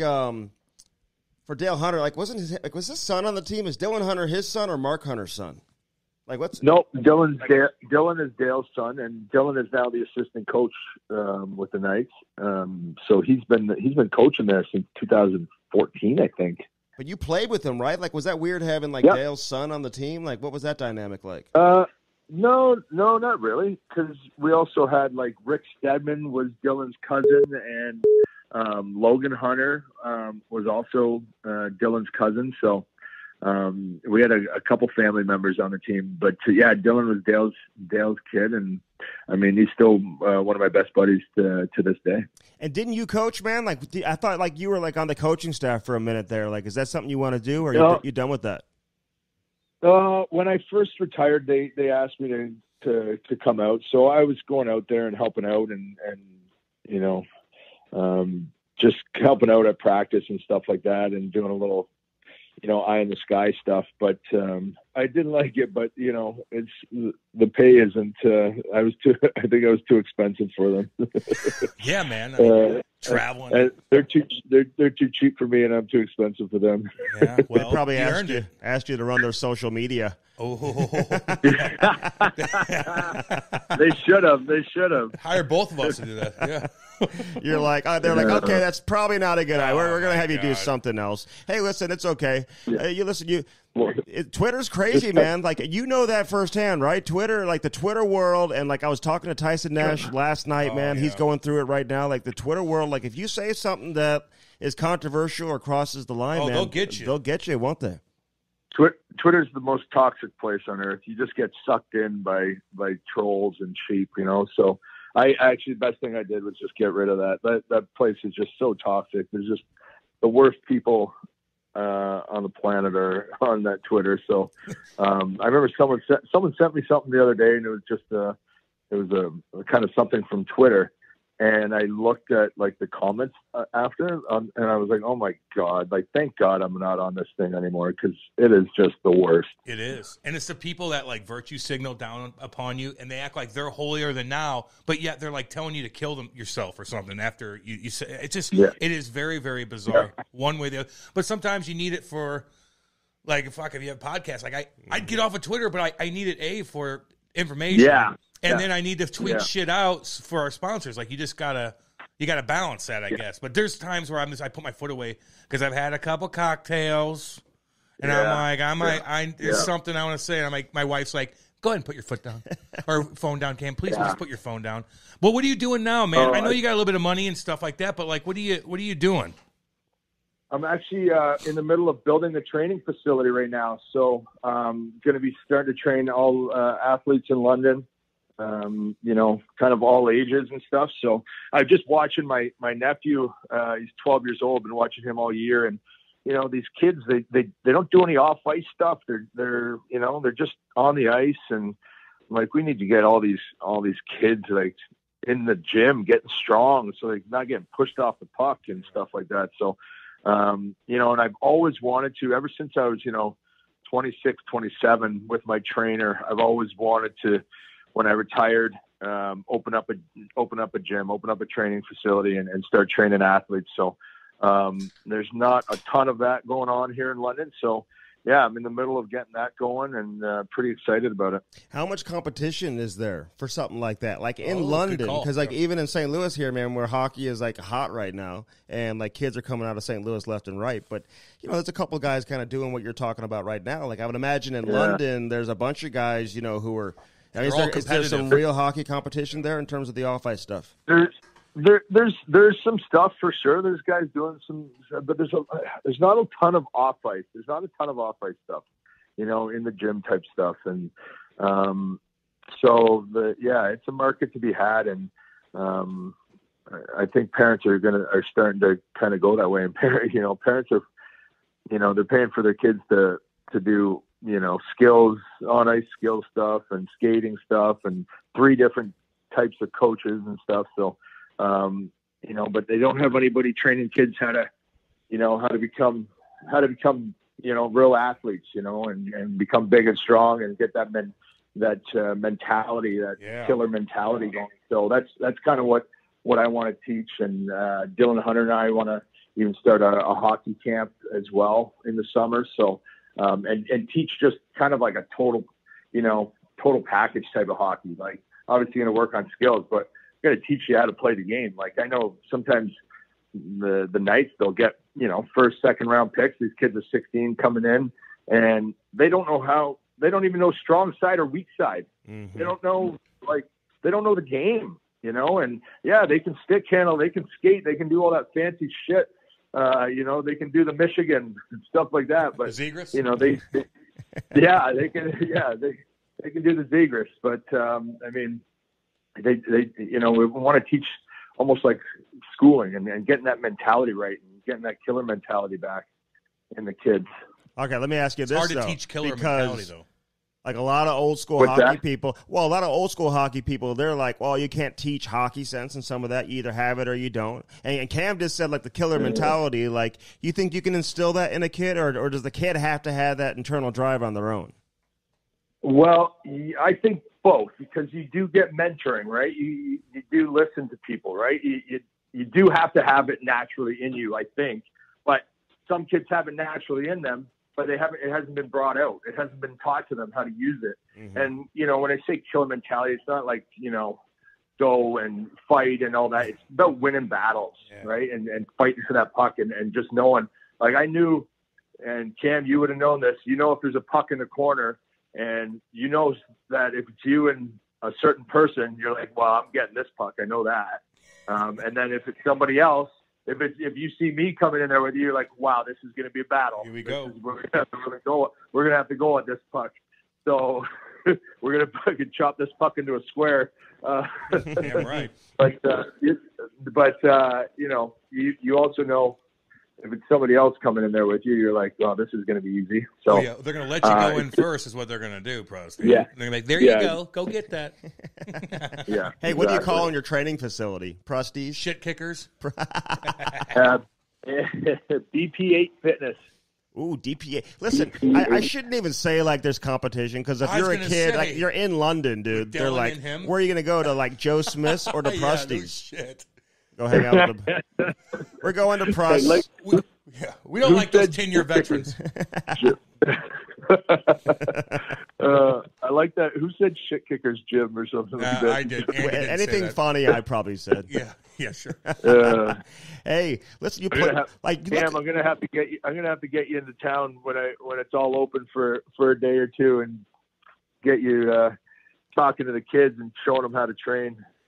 Well, if you saw me lately, I'm like 240. I drink a lot of beer. I'm kind of out of shape right now. I'm not going to lie. They're going to look at me and be like, what are you, sir? I'm like, I used to play. Yeah. They're going to be like, well, what are you doing? Oh, man. I always have a picture of you in my mind that you're always jacked, and I'm always scared of you. So. Well, I am still jacked. Don't get me wrong. But now I'm like 240 jacked, not 215 cut jacked. Big difference. I can't take my shirt off in public anymore.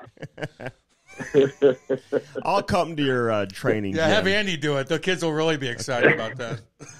I'll do the on ice and the off ice. Hey man, when did you start fighting guys? Like when did you start because I remember I was running around in juniors like the big dick, and I'm like, what's up? Like I could, and all of a sudden I fight you.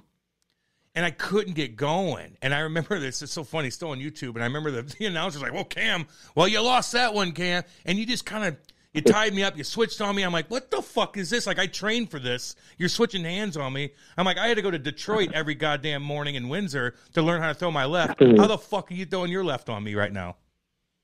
Oh, I still can't throw a left. I think you were just tired in that fight.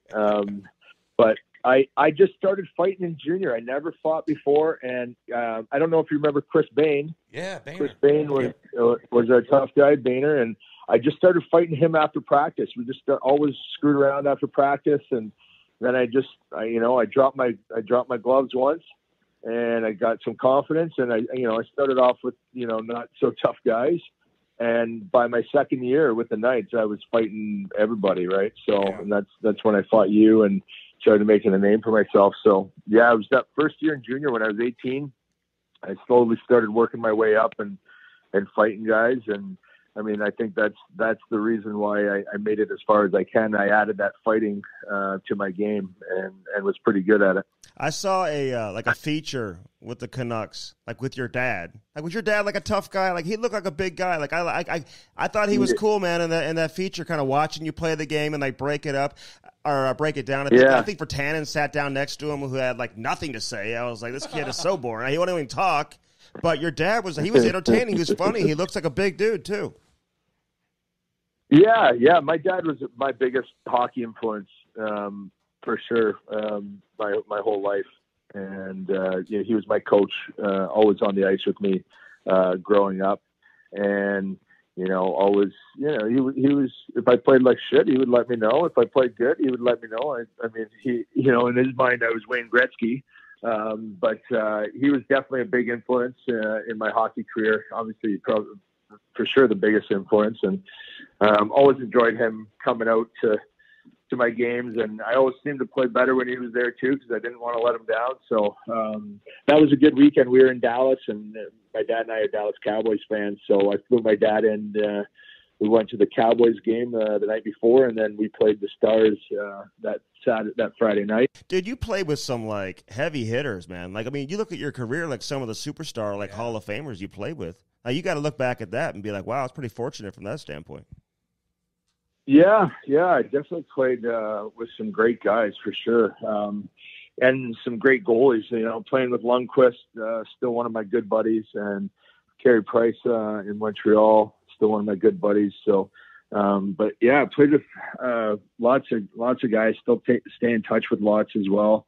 So that's always it's always cool to look back, and when you're looking back on maybe some old photos and stuff, you're like, started my career with Jerome McGinley, and he was a big idol of mine, and someone I looked up to for sure, the way he played, and it was a pleasure playing with him for all those years. Yeah, no doubt. Hey, did you like PK Subban? Like, was he a guy you got along with? Yeah, PK and I, we got along well, and he's a guy, like, he did his own thing, and we were hard on each other, and I was hard on him.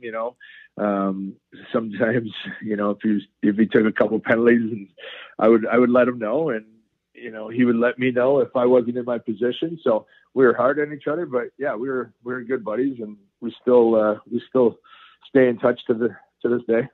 Yeah. So when he took like a tripping penalty, and you're like, motherfucker, I'm going to have to eat like 5 block shots. Yeah, it wasn't like the one tripping penalty. It would be like if it was like 2 or 3. And there was some games like that, or like, because he was a risky player. So, he was a great player though. And, but yeah, we'd be, hard on him. And I think, Berge knew that we were Bergevin and Terry knew that I was close to Subi, and we were buddies. So there was a couple of times when they would come to me to talk to him. Oh yeah, I bet. What about Daryl Sutter? Did he coach you? Brent Sutter. Brent, he coached me too. Yeah, any Sutter. Yeah, Brent coached me. That was my last year. He was probably my least favorite coach of all time. Tell us why. You got to tell us why now. Dude, because I get it, man. Oh. Go ahead. He just, he pretty much buried me. Even, I remember like one game I had 2 fights against Vancouver, 2 assists and 2 fights. Like, unreal game. Next game, healthy scratch. I'm like, oh my. So I was just miserable. Like, just this is my second year in the NHL. I'm trying to contract year, want to re-sign some, like, I'm trying to play, and he just was, barely played. And then, I guess it was a blessing. I ended up getting traded to the Rangers. So, and then Torts just let me go. I don't think I missed a game. I got traded to the Rangers. I played 2.5 years straight, didn't miss a game. So that was probably the best thing that happened to me. So you like Torts, huh? You like Torts. But real quick on Brent, though. Yeah. Why would he not like you? Why would he I don't know, not man. like you? I don't know. What'd you do? Know. I don't know. I don't know if it's a numbers thing, you know. I don't know if it was a numbers thing, you know. Just I was kind of that 13 man out, and he didn't want to sit the veterans. So yeah, I really don't know. And that's another thing. He never really talked to me. He never really explained why. You know, it was just he just totally ghosted me, and like I wasn't even there. It was weird. That sucks, dude. And even like, and he was okay with me and stuff. And I got injured, but like, I don't like when I walk past a coach in practice and they don't even acknowledge you when they walk by. Like, right? Like, yeah. Was he kind of that guy where they just, you're not there? Like, just say hi to me at least. Like, that little things like that go along, especially when I'm young. Yeah, for sure. Yeah, he was, just, you know, I think arrogance, you know, he's just got that arrogance to him. So I wasn't a fan of him. I'm sure there are guys that are, but I know a lot of guys that weren't. That's for sure. You got to think long and hard because you probably did something to a Sutter somewhere. You slapped down somebody the line. in the face. He just didn't tell you what happened. He didn't tell you why. Well, yeah. They have any daughters? Right? No, I'm sure. No, I know, right? I was always thinking about that. But Daryl always loved me, and I always had a good relationship with Daryl. Okay. So yeah, it was just Brent, and even Ron Sutter had a great relationship with Ron. So just Brent didn't seem to care too much for me. All right, we'll get into New York, but were you on the team with Phaneuf? Because like you play with Avery in New York, right? Yep. Were you in Calgary when he made the sloppy seconds comment? Yeah. Okay, so what was going on with that? Were you guys like, oh my god, like what's happening? I don't think we said too. Like that was my rookie year. I think that was my rookie year, maybe first or second year. I can't really remember, but I don't remember saying too much. Like it was kind of nobody. Where were you gonna go in? Hey Dion, oh man, I can't believe you said that. Like you know, you were kind of. You know, we just kind of, I don't think anybody talked about it. And then Aves was suspended and he never played there again. So yeah, we just kind of let it go. And I think that was the right move by Dallas was to kind of at least sit him out that game and didn't cause too much more after that. What about Neon Dion? Like, how was he? Like, I mean, he was gigantic. Yeah. He was a great player. I always got along with Dion. He was always good to me, and still one of my buddies to this day. And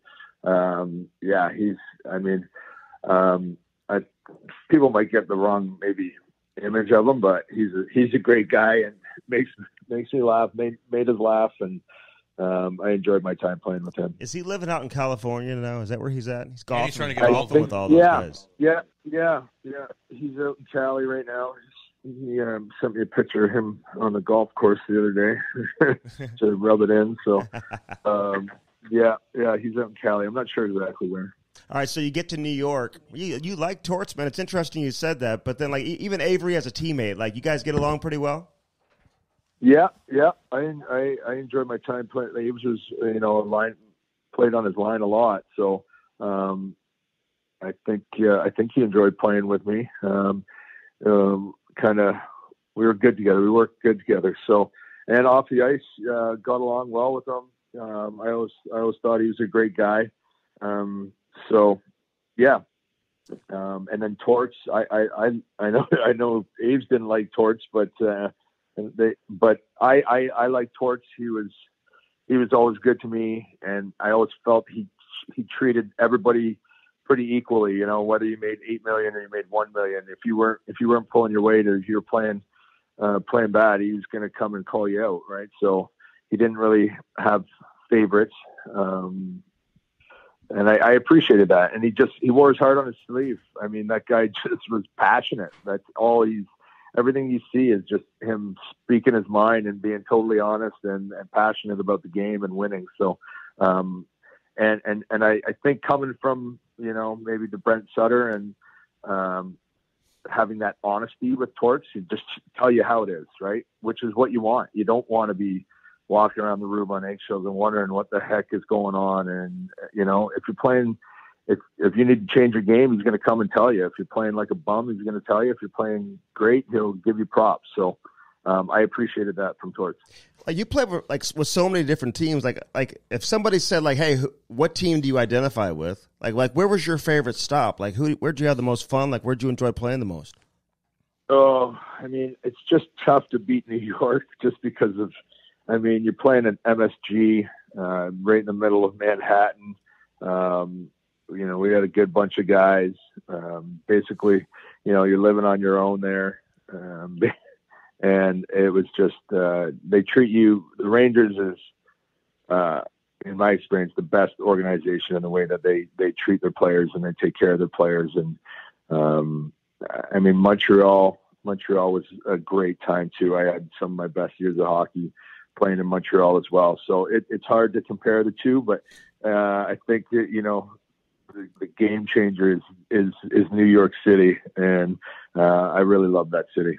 Well, did you have like a 1-bedroom apartment? I mean, it is still expensive as fuck. I don't care if you're making $1 million bucks; it's expensive. I had an 800 square foot apartment, and I was paying $5,000 a month, and then 800 bucks for parking a month. So, wow. And right down to West Village. But I mean, I loved it. It was awesome. You guys, I mean, like people like for a hockey player in New York, like there's so much going on there. Like there's celebrities everywhere. You got the Knicks, you got the NFL teams and whatever. Like where do the Rangers fit in terms of like finding their way around the city and just kind of getting the perks of being a celebrity there? Yeah, you know what? It's crazy how much people love the Rangers. I mean, obviously the Yankees are huge, the Giants and stuff, but the Rangers are kind of in their own, like people love the Rangers there. It might be number one behind. It might be number one behind the Yankees. I feel like in the way, kind of the respect that you get and how passionate people are. The hockey fans are really, really passionate there. So you get treated like a god there. So I would say you got Derek Jeter number one, and then you got Lundqvist number 2 in New York. Really? Aaron Voros says he's number 3. And Ron Duguay's got to be on there too. He was probably hanging out with you guys. Duguay, he's dating Sarah Palin. They're like a real thing right now. He's up in Alaska ice fishing with her. Doogie. We had Doogie on. He was amazing. What? You guys ever get to know him? Ron Duguay. He's dating Sarah Palin. They're like a real I text with them all the time, dude. Oh, yeah, they're like a real thing. He's confirmed it. Political power couple. No way. That's awesome. What a legend. I know.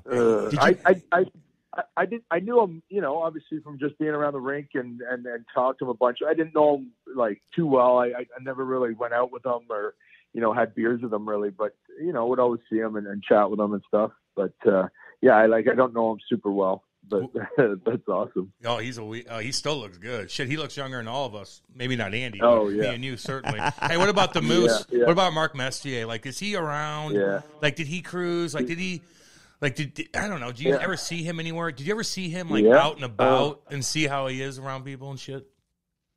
Yeah, he was, obviously saw him lots around the rink and some events here and there for sure. He's another legend up there too, for sure. But we saw him lots, and I mean, I love that guy too. When you're standing with him, it was like, you're just like, yes, sir, yes, sir. Oh yeah, I mean, he's such a presence when he walks into a room. So I definitely enjoyed my conversations with him. Hey, do you have an opinion on this whole thing with Zegers and whatever? He got cross-checked in front of the net, whatever. Troy Terry comes in beeline, 1,000 miles an hour with his hands up high, and then gets the shit kicked out of him, and everyone's just going crazy about the way the game is being played. What's your take on it? Well, I just I did actually think about that and what I would do. Or Beagle's kind of an old school. He's been around for a while. He's kind of old school. And he kind of just finally went, you know what, fuck you and your little fancy moves. And he gave him a fucking cross check. And you know what? I don't know. I probably would have done the same thing. I mean, it is old school, but I mean, I don't hate it. I don't hate it. And I mean, it's great for the game. Great. Zegers is amazing. He's one of the most skilled guys to ever play. I don't think there was any intent to injure the guy. He just gave him a shot. here, you embarrassed us with that goal. I'm going to give you a shot. I don't, I don't see anything too bad going on. And then the fight after, I mean, there has been fights where if a guy's really vulnerable, you should really let up. So maybe he didn't have to throw as many punches as he did. But yeah, I mean, guys got to protect themselves, get your gloves off and get a grab. But yeah, but I mean, there's been fights where, in a scrum where a guy is super vulnerable and he's not a good fighter, and you kind of just, you ease up, right? You let up, and you're not just going to punch somebody in the face a bunch of times when they're can't defend themselves really. So there's a little mixed emotions there. It's hard to say. Maybe I think maybe one or two punches and then let them go would have been just fine. But I definitely don't mind the shot on Zegras just to let them know and get them a little nervous for next game or whatever. Yeah, and look, we're talking about Jay Beagle, dude. Like, people think like, oh, Jay Beagle's a heavyweight. No, he's not. No, he's not. Like, he's a grinder. He doesn't even know how to fight. Ask Aaron Asher about that. Like, so it's not like it's like fucking Steve McIntyre grabbing. No, it's Jay Beagle.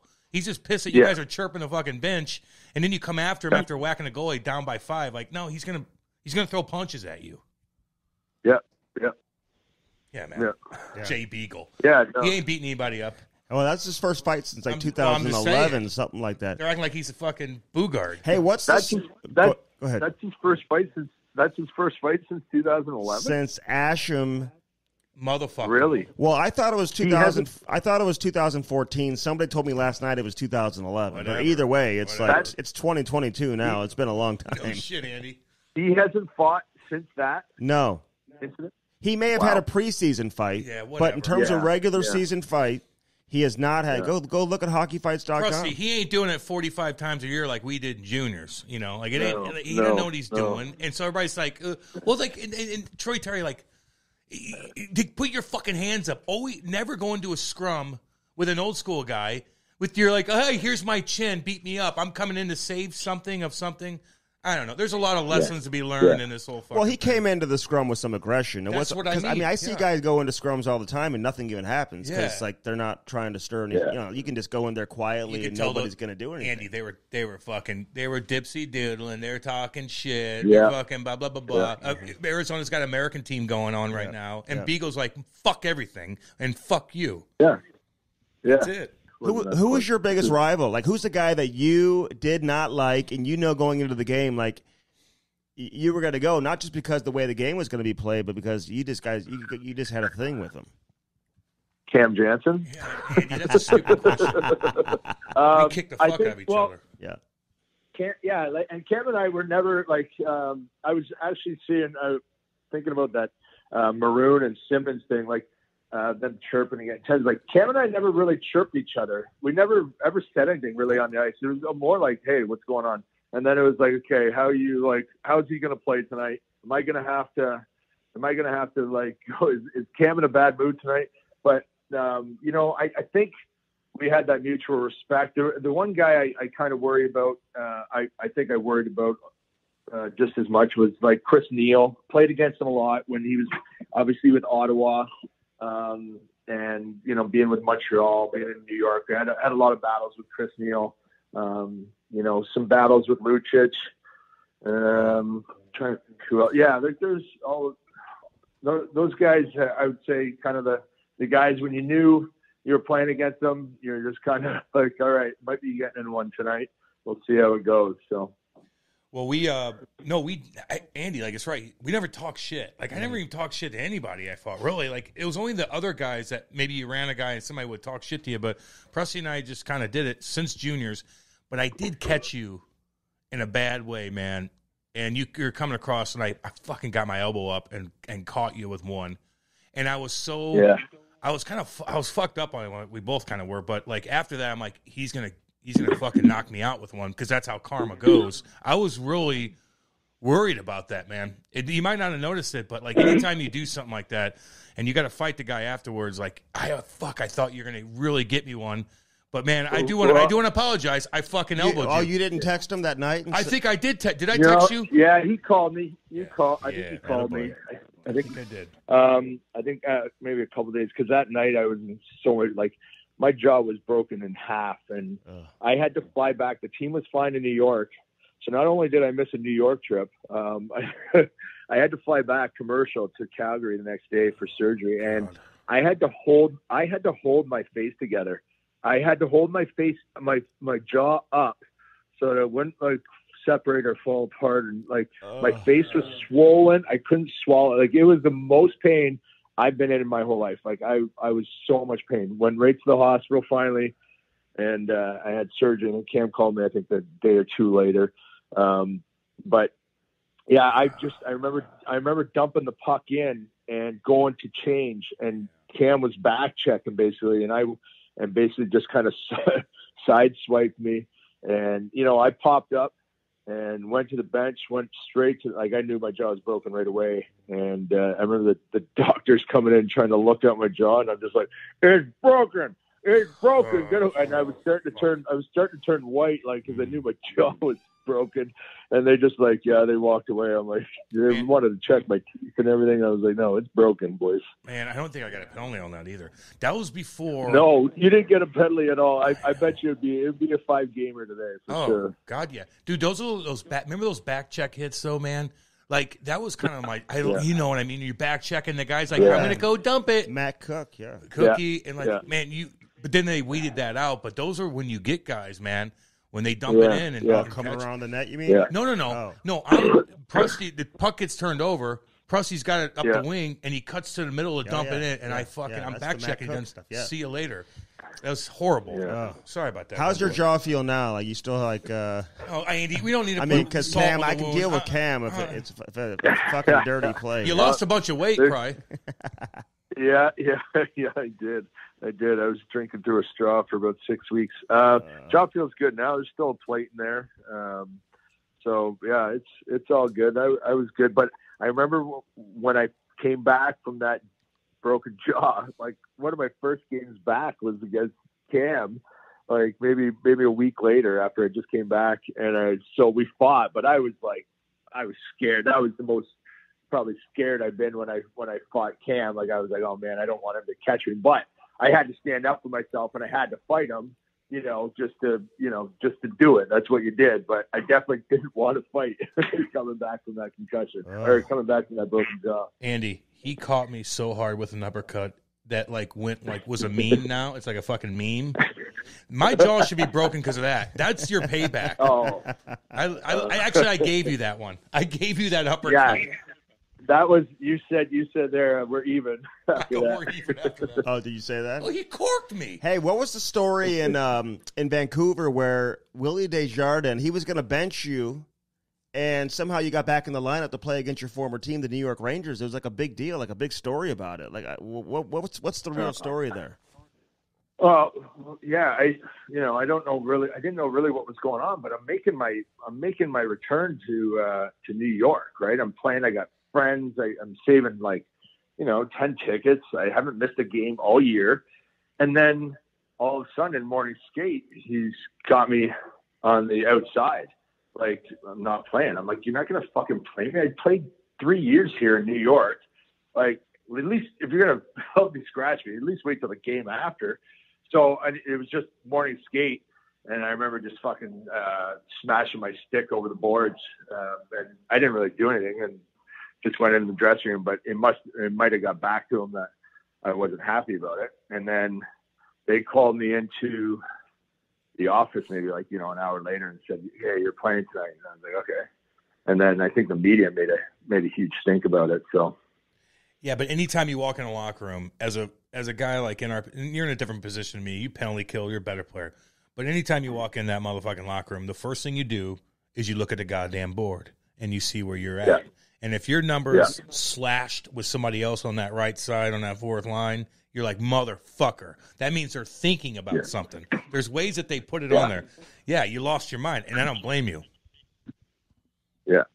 Well, yeah, it was just because just being back in New York, I wouldn't have really, I know I wasn't playing the best, and I think our team was struggling. So you want to mix it up, but like, come on, like you're going to do that. That's Willie. That guy didn't have a fucking clue as a coach. He had he was definitely a nice guy. I liked the guy, but as a coach, he wasn't definitely not the best. And then he does something like that. So I was pretty upset. Well, I mean, he put his tail between his legs, though. He put you back in the lineup, though. Like, I know a lot of coaches that would say, I mean, even if you, smashed your stick, they probably would say, now I'm really not going to play his ass, yeah, you know? Like, yeah. You know what I mean? But, I'm not saying you shouldn't have, man. I mean, listen, they got to let you know beforehand when you're going back to your building or whatever. That's not how it works, I know. It's kind of crazy. What about Brad Marchand, man? You and him had a little battle there. You speared him right in the nuts, I think, right? You got 2 games for that, didn't you? No, I got fined $5,000, and then I made that comment, best money I ever spent. Yeah, I know that. So, I mean, I played against Brad a lot, so I mean, knew him pretty well, and I have respect for the guy. He's a great player, but if he's going to be ratting around out there, I'm going to try and step in. So all I was really doing, and he bailed. He knew it was me on the ice. I should have just jumped him, but I kind of just jabbed him in the nuts because I wanted him to react and come after me. I was trying to kind of start something, and he just yard sailed, and so that's why I was like, me and him both knew what happened there. He knew it wasn't a hard spear, like I was trying to injure him. I just gave him a little tap to try and get him to come at me. So I got fined the $5,000 the next day of the interview. I was like, yeah, best money I ever spent. I know, that was awesome. I actually knew you got fined. I don't know why I was thinking that because you came out with that one-liner the next day. Isn't that nice to get the $5,000 fine instead of getting suspended for 3 games? You're like, ooh, sweet. Hey, you would have gotten 3 games for that now, though. Fuck that.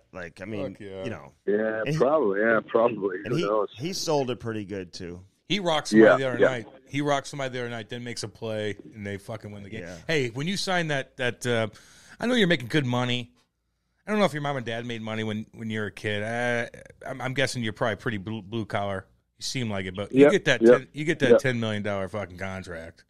Like, are you like, fuck all that fucking tough fucking shit? Like, goddamn right. And I know people are like, oh, Tim, it's a fucking good contract, man. And you bust your ass, you penalty kill, but like, were you sitting back like, goddamn right? Like, I'm good to go.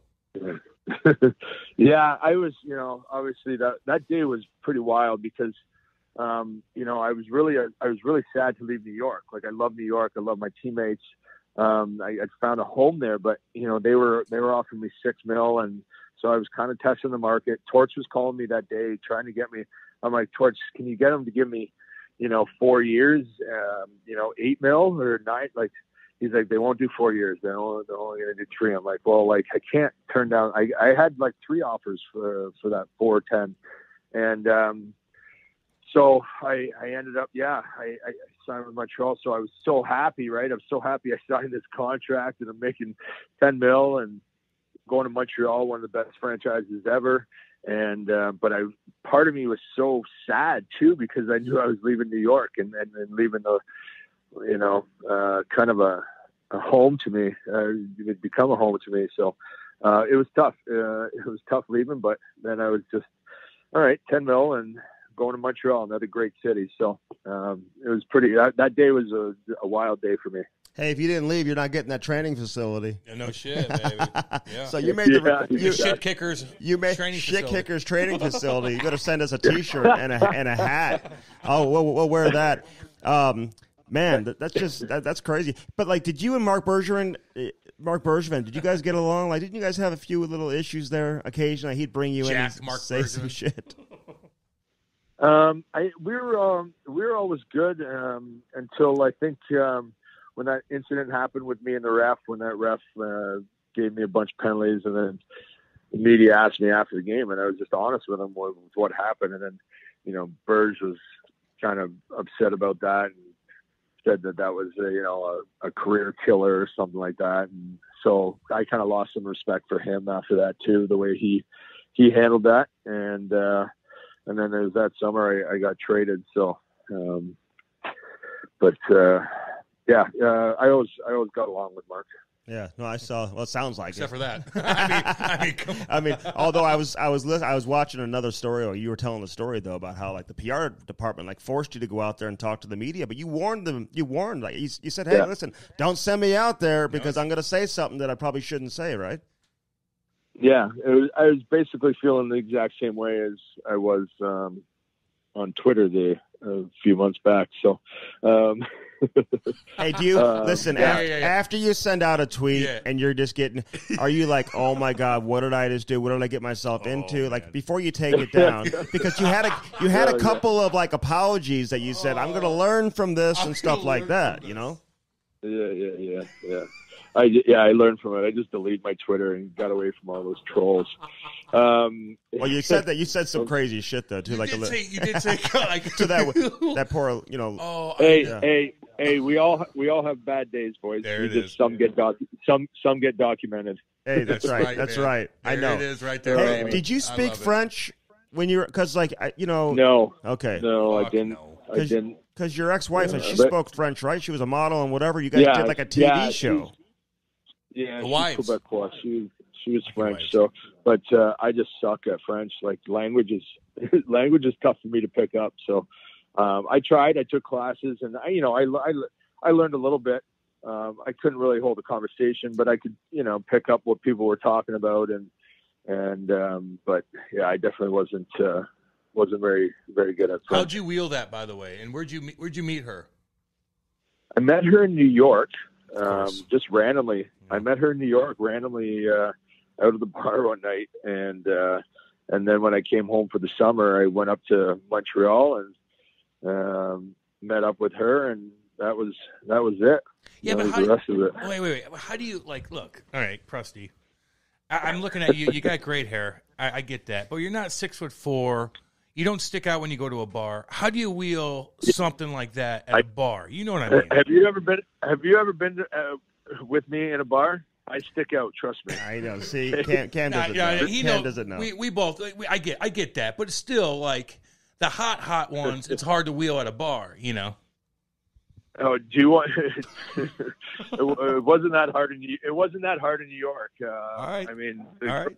Girls find out that you play for the Rangers when you're in New York. You have pre-pick of the whole bar. So Cam acts like you're selling insurance. No, Andy, settle down. No, there's competition, homeboy. There's still competition. That little guy over there he's got $30 million in his pocket. That dude over there with the really nice hair, he's got $40 million in his pocket. So no, there is competition. Yeah, but do they have a body like me and a face like me? And do they play for the Rangers? Ooh, no. The girls want free tickets. They don't care if you have 10 million or if you have 30 million. I mean, you're still making money. You're not. Were you pretty cut up? You could take your shirt off and look. You pretty cut?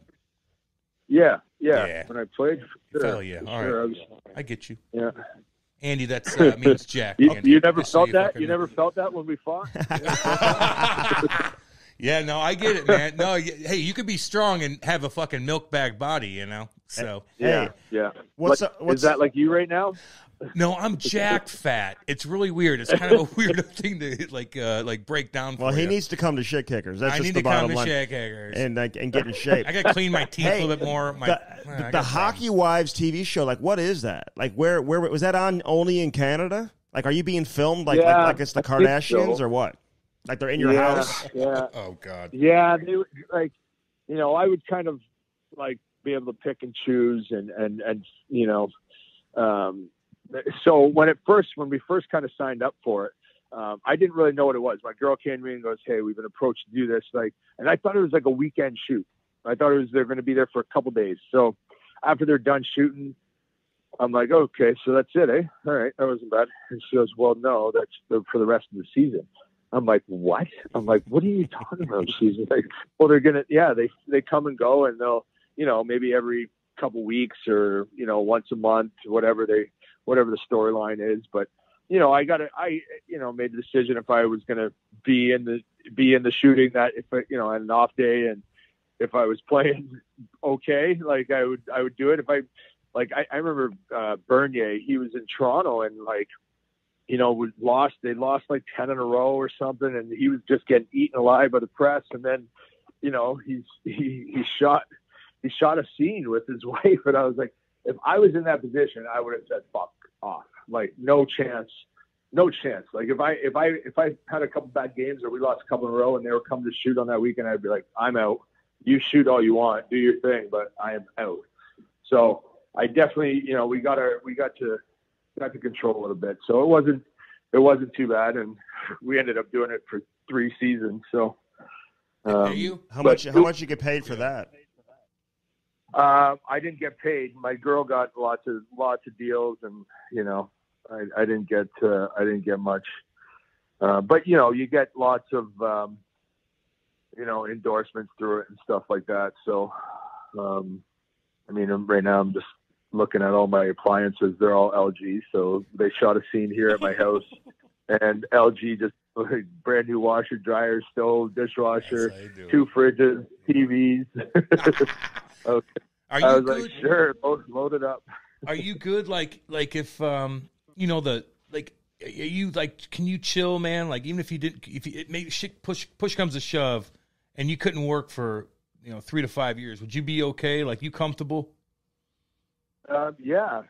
Obviously, spent way more than I wanted to, but I did put lots away, and I think if I didn't work, eventually I'd have to sell my house and maybe downgrade. But we could start collecting our pension when we're 50 too. So who knows? Yeah, that's right.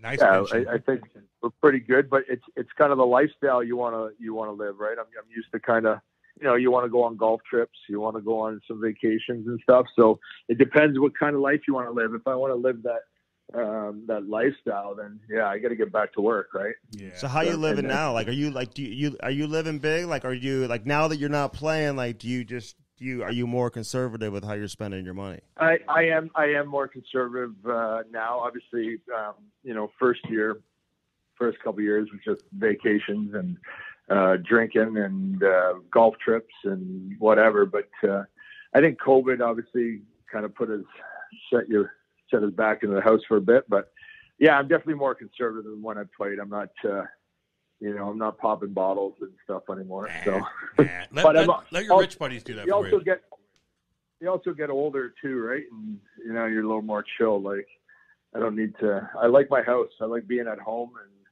and I don't care to travel as much. I used to love just living on the road, right? But now I'm pretty content just being at my house and being in my hot tub and sauna. I know, man. You want to get married again? Like, is that something that you want to? Are you in a relationship right now or no? Yeah. I have a new girl, and I'll definitely get married again. And I'm not rushing into anything. So just going day by day, and life's good, man. Life's good. Last thing for you from me though. Because we always ask everyone their Keenan experience. Like, you played for Keenan too, didn't you? Yep. How was that? That was, what, I really enjoyed Keenan. That was my first year in the NHL, and that was the year that Cam broke my jaw, so I did miss about 3 months. But I remember he was good to me, and I got along with him. He was kind of near, he was getting older at the time. So he wasn't the Keenan from, 94. He was calmed down, and, he was he wasn't an X's and O's coach. He was more of a philosopher. So, he just was more of a talker. He wasn't huge on the game, the X's and O's and drawing on the board and stuff like that. So he just talk and be like, okay, this is here, this is what your mindset needs to be, instead of being like, here, we got a guy here, F3 there, da, da, da, da, da. Yeah. It was definitely mindset, and it was so long ago. I'm trying to think of stuff, but he wasn't much, F3 and game plan stuff. He left that to the assistant coaches. He was more kind of your mental state and just like to talk to the guys. And yeah, he was funny. I enjoyed him. Dude, you've played with so many guys, coaches and all that shit. No matter if you liked them or not, you learned something from them, Like all that fucking brain power that's been indoctrinated into your fucking head with meetings and shit like that, man. You always remember, you got to sit back and like think about all that shit, because when you don't, somebody that hasn't gone through that reminds you of all the people that you've been around, and you're like, yeah, dude, I was looking at it today, like, dude, you played with, I mean, from Gaborik to even Brad Richards, like, in addition to Iginla and Lundqvist and, you know, some of these, the Sedins, you know, like, you played with some great players, man. So congrats on a great career, dude. You had a great run. And I'm sorry about all my bullshit with you. I fought you more than anybody else in my career, I think, and we've had some great battles, but everybody needs to know, like, me and you, I don't think I've ever got mad at you. Now, you could have got mad at me when I elbowed you and stuff. I get that, but we never, that's something to be said, right?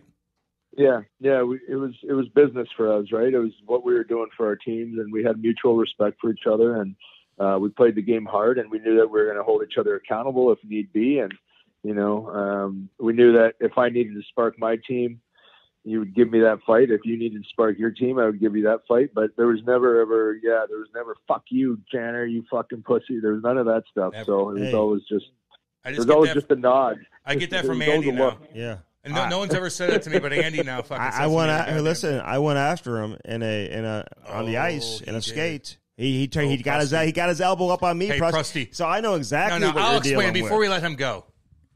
Andy has been in the media for a while in St. Louis. Everybody knows him. And the big boys in the town need to put him on his fucking ass a couple times. And it started in 2006 with Bobby Plager, God rest his soul, rocked Andy on TV.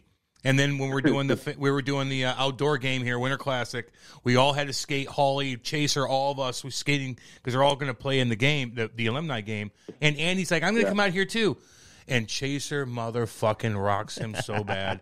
And Center Ice rocks him. Way. Yeah, and then Andy's like, I'm pissed. Skates over the bench. We're like, oh, settle down. Chaser's laughing. And then the other day, I rocked Andy. It's on camera. I think I concussed you a little bit. I didn't mean to. That's why I'm stumbling and I'm asking stupid ass questions because I can't even see straight. Well, don't skate with us then. Can't even see straight. It was so dirty. It was so funny, man. Oh the trifecta of St. Louis. Andy's got rocked 3 fucking times. So I know. It's pretty funny, man. That's awesome. Hey, man, you're living a life, dude. And I like your style, chilling at home, dude. You get your house, that's your baby, and you chill there, and that's where you're. Get that training facility going, dude. That's it. Congrats on that, man. Yeah. All the kids, anybody in London listening to this right now, like, there's no other option. No, they're going to go to Mark Smith down the road instead. Yeah. Get on with yourself. If you want to play for the Knights, you better go where Dylan and Brandon Prust is. Prusty, you're the man, dude. Thanks for coming on, buddy. Go enjoy yourself. Yeah. Thanks, man. Thanks for having me, boys. Take care. Right? Okay. Right on, homeboy. See you, buddy. The Strick Podcast is brought to you by Bellman and Bellman.com. BEHLMANN.com. Get out there to Detroit, Missouri. Check it out. On one side, you got the Buick, the GMC. Options for everybody. Then right across the street, you got the Chrysler, Dodge, Jeep, and Ram. Again, find something that works for you and get yourself a new set of wheels in time for the summer. Yeah. That was Brandon Prust, baby. Yeah, my boy. Like, how well do you know him? You keep saying my boy and everything. Have you guys, hung out? I don't remember. Or did you just, you feel like that connection because you competed against him? Well, when you fight a guy 12 times and you want to kill each other 12 times, like that makes. Who would win your guys' fights in junior? I beat him pretty good, but in junior, I lost one time to him because I was getting cocky, and I didn't know he was. You're telling me you were 11-1? I don't know. Look it up on YouTube.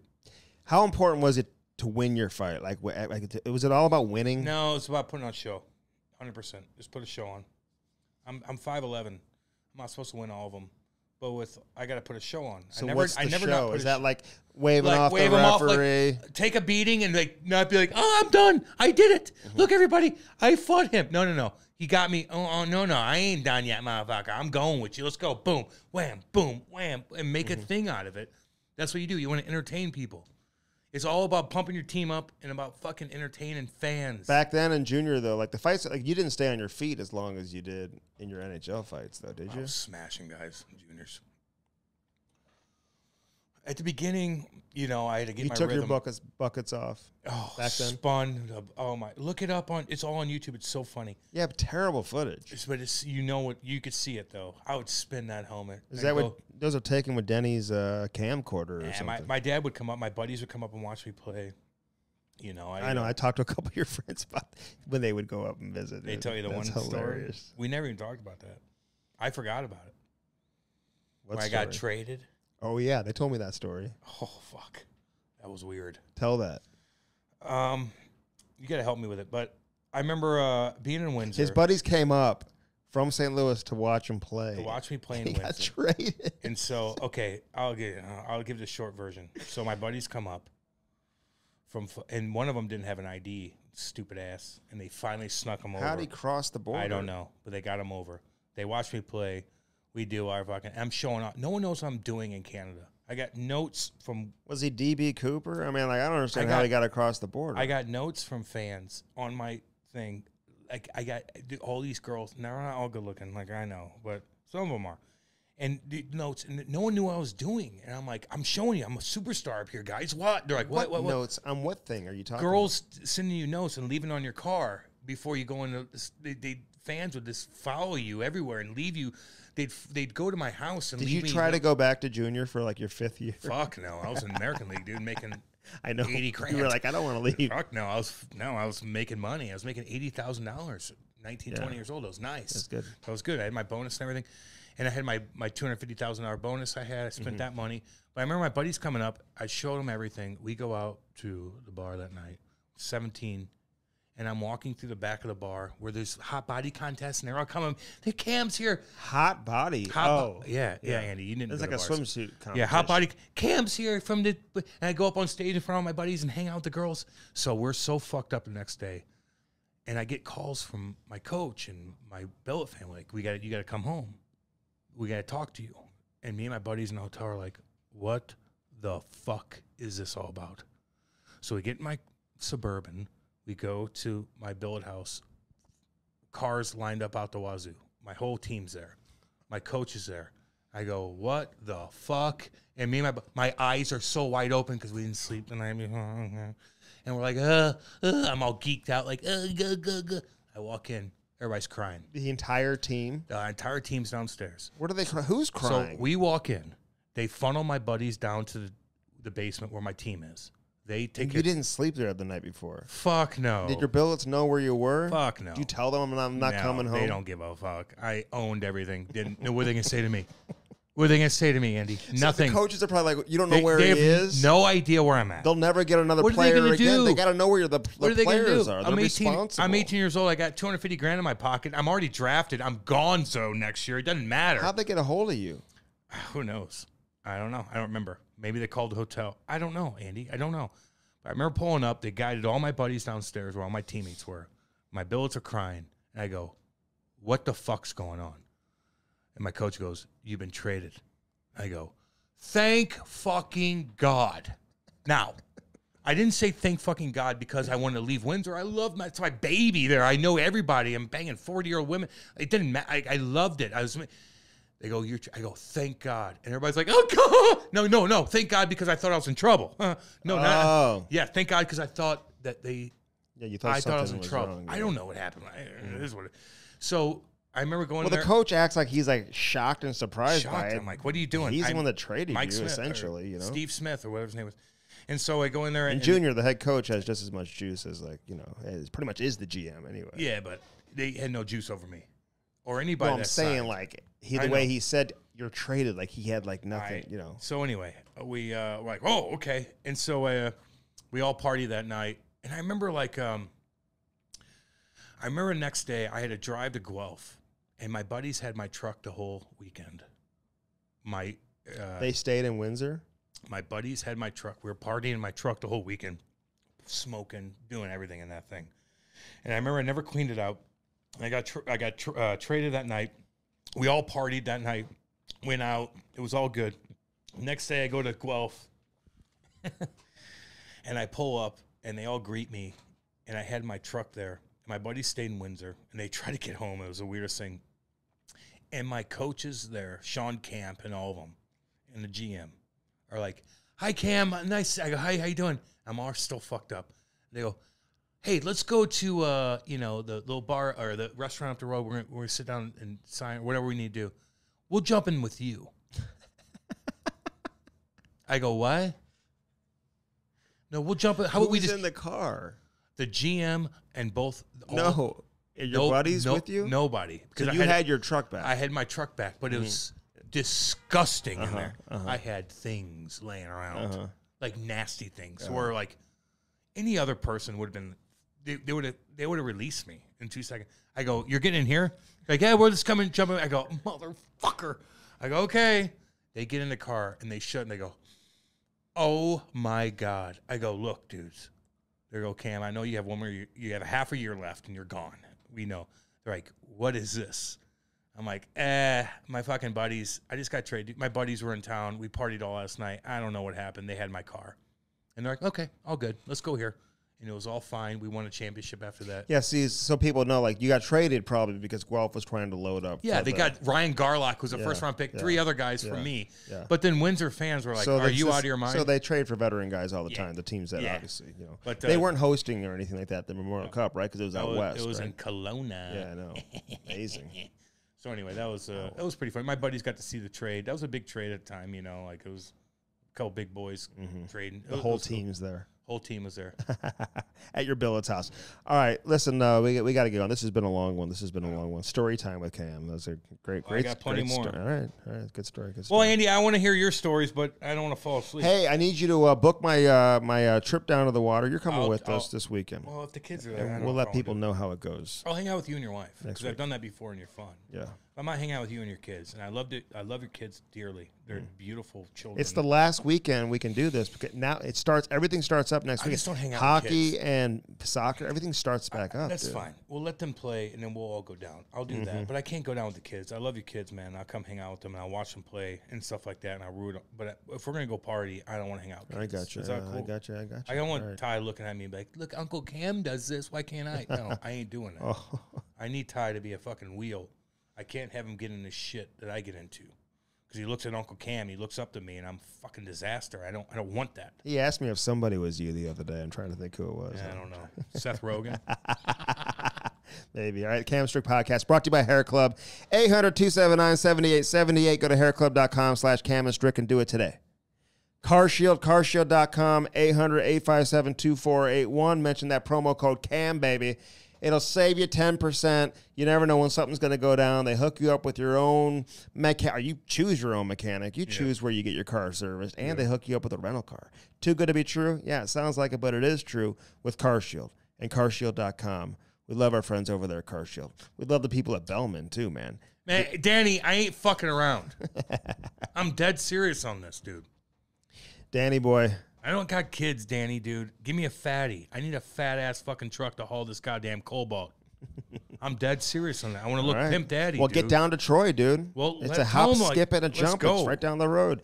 Get there and check out the Buicks, the GMCs, and the Chrysler Dodge Jeep Ram right across the street. All in Troy, Missouri. Your credit sucks, no problem. They'll hook you up regardless over there at Bellman and Bellman.com.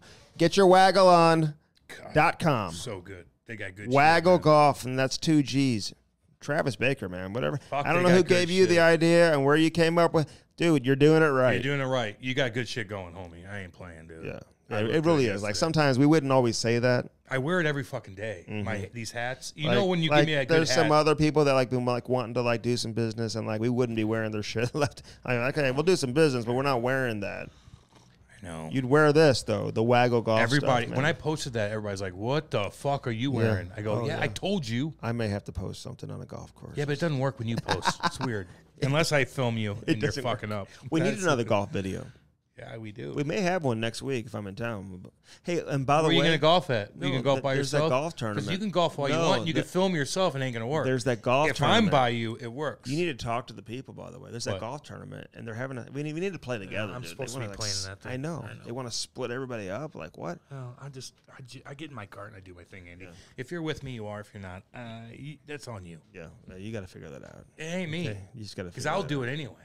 No matter what I'm going to do, I'm going to go do my thing. Well, you're going to do stuff. You got to play with your foursome. Yeah, I'll be okay. Okay, I'll get video out.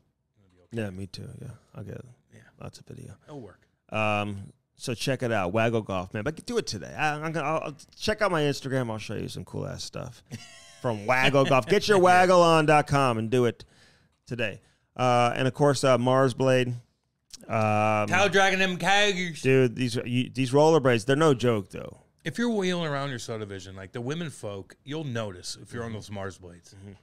You'll be cruising around. You'll be fucking stick hand with the biscuit. You'll be cruising with them fucking Mars blades. And all the women folk will be like, oh, the mail's ready. No, it's not. There's nothing in your mailbox. There's a reason why you're coming out here.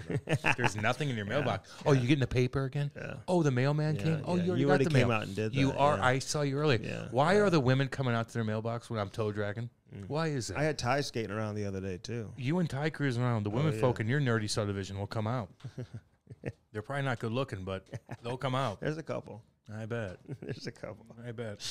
All right, so get the Mars plate. Get the ice skating holders, too, by the way. So, anyway. All right, we thank Brandon Prust for joining us on this edition. What up, kid? Of the Cam and Strick podcast. Again, all our social media. Yeah, man. Support the sponsors. It helps us, guys. You know that. You Instagram, Twitter, Facebook. And when you listen, man, subscribe. And subscribe to our YouTube channel, too. But hit the like button. And leave let me know comment. if you know who Vlad the Impaler is. Yeah. Because Like, you don't. I bet you do. No, they don't. Yeah, they do. Nobody knows. Talk Bram Stoker. There's a reason why Dracula exists. Is because of fucking Vlad Dracula the Impaler. And so season ticket. What? Season tickets? Season tickets. What the fuck are you talking about? For the Phoenix Mercury for next year, dude. Fuck all of them. I shouldn't say will that. be sold out. It's a bad product. It is not. No, but I mean, I don't even watch it. But for you to say that, like people who are into women's I don't even watch basketball- it, but it's good. Well, no, Yeah, I okay. don't. But Yeah, like, there you I'm just said sure it right there's there. some people who are into It's a it. bad product. You know what the best women's sport is? UFC.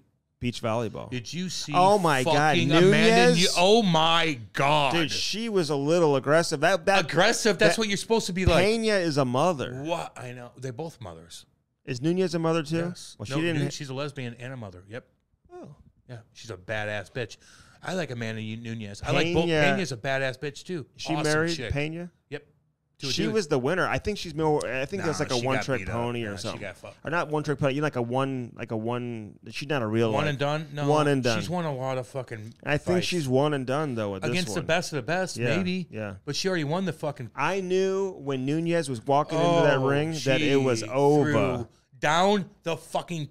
That's what I'm talking about. Mm-hmm. That is such shit kicker. These women are so badass. She's from Brazil. Pena's the American, so I was kind of hoping the American was going And to even win. I'll though. give you a little shout out to Patty the Batty. Fucking won his fight, and then his girl Molly, the whatever the fuck, another English chick goes out there and shit kicks. They're both sponsored by Barstool. They're awesome. They're fun. They're loud. Women's MMA That is was so the main. badass. That was the main event. It's so badass. Nunez versus Pena. I know. Was that a rematch or no? Yes. Who won Pena the first won. one? Oh, did she? He knocked her out. And how many rounds did this one go? I think it went all 5. Oh, so it was a good battle. Yeah, but Pena got her ass kicked.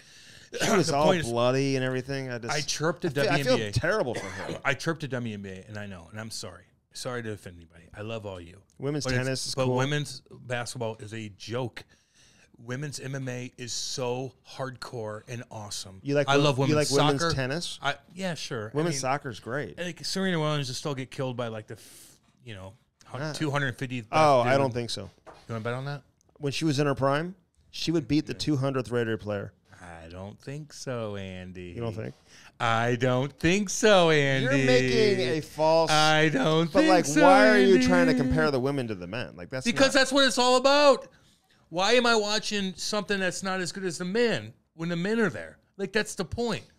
Like what's the all right. point? So of women's that? soccer's good. Women's golf is. Yeah, but they're I still don't not watch hitting it that fast enough. enough. Although Listen, I just did an event with Nancy Lopez. We're very, very close. hey, listen, women's soccer's cool because they don't flop, and I like that. But the women's soccer, the best women's team in the world, will get beat by like the under 15 dudes that are really good. Just so you know, and it's not a cool thing. What to the talk hockey? About. They lost to a North American Yeah. League team like Andy, 7 to 1. we're talking or something. soccer here. Like the women's like best women's team lost to like 15 under dudes by like 7 goals. Just so you know. So I'm just saying, it's all good. We love you. We love you. But the 15 and under team fucked you up. At what sport? Soccer. I don't think that happened. Okay, Andy. No, did that happen? Okay, Andy. You're making like an Bro, analogy. you look it up. Thank you. The women's team lost? To 15 and under, 7-2. Sit down, son. I think that was hockey. No. It happened in soccer too. Andy, you are aloof to Well, so I many didn't fucking see- things. I didn't It's see that- I didn't see that game. And the texters, they're going to text. It Well, is, hey, I didn't see that hey, match. Guys, because Andy, anytime anybody bullshits me, Andy sends it to me before my radio show and, depresses me here and there. Can you just not send me the shit and just send it to him? Can you just do that? Can you tag me and Andy when you chirp him about ignorance? Thank you. That's all. That's all. I love all you. I didn't see that match, but I'm not overly surprised because it's happened in hockey too. Like, well, they'll play like a. What does that mean then? It is what it is. What does it mean? I'm not surprised. But what does it mean though? Well, you should never. But what does it mean? The go ahead and answer. Athletic ability. Well, aren't we the same? I thought men and women are the same. Who says birthing people, right? Get out of here. I don't know, man. We may have to do a lot of editing on this one. I don't even care anymore. Don't you want me to not to care, Andy? It is what it is. I want you to care. And then, you know what? The women folk that listen to this, you think they agree. What's the percentage of women that listen? 25%. And they agree. They're like, Cam, I don't watch women's sports either. I watch men's sports. This is the way it is. What about women's MMA? Except for MMA. There's a lot of great women's sports out there. Yeah, trying to think of another one. Yeah, keep thinking. Women's golf or a woman golfer that's good at golf is the sexiest thing in the world. Waggle Golf has women's clothes too. Oh, Kate needs to get hooked up. Yeah, Kate looks always cute on the golf course. Jesus, she looks adorable. Oh, so they've got women's stuff too. So be sure to check all that out. Cool. Okay. Cool, man. All right, listen, man. We appreciate everyone for listening to this. And we love all you. Crazy edition. We love all you. Hey, it's the middle of the fucking summer. We're bringing the heat for you. So this is what it is. You might get mad at me a couple things. I'm sorry. Hey, we've got some unbelievable interviews coming up, by the way. Lots of them. A lot of them. And you're going to love them. We're the best. Yeah. We're the best. Oh, yeah. Hey, we're the best in interviewing. The fans are the best. I know, but we're pretty fucking good at fans are the best. We're pretty good at interviewing people. It's time to get out of here. All right, let's go. Follow us on all the social media channels. We're the best. Until next time. This has been the Cam and Strick Podcast.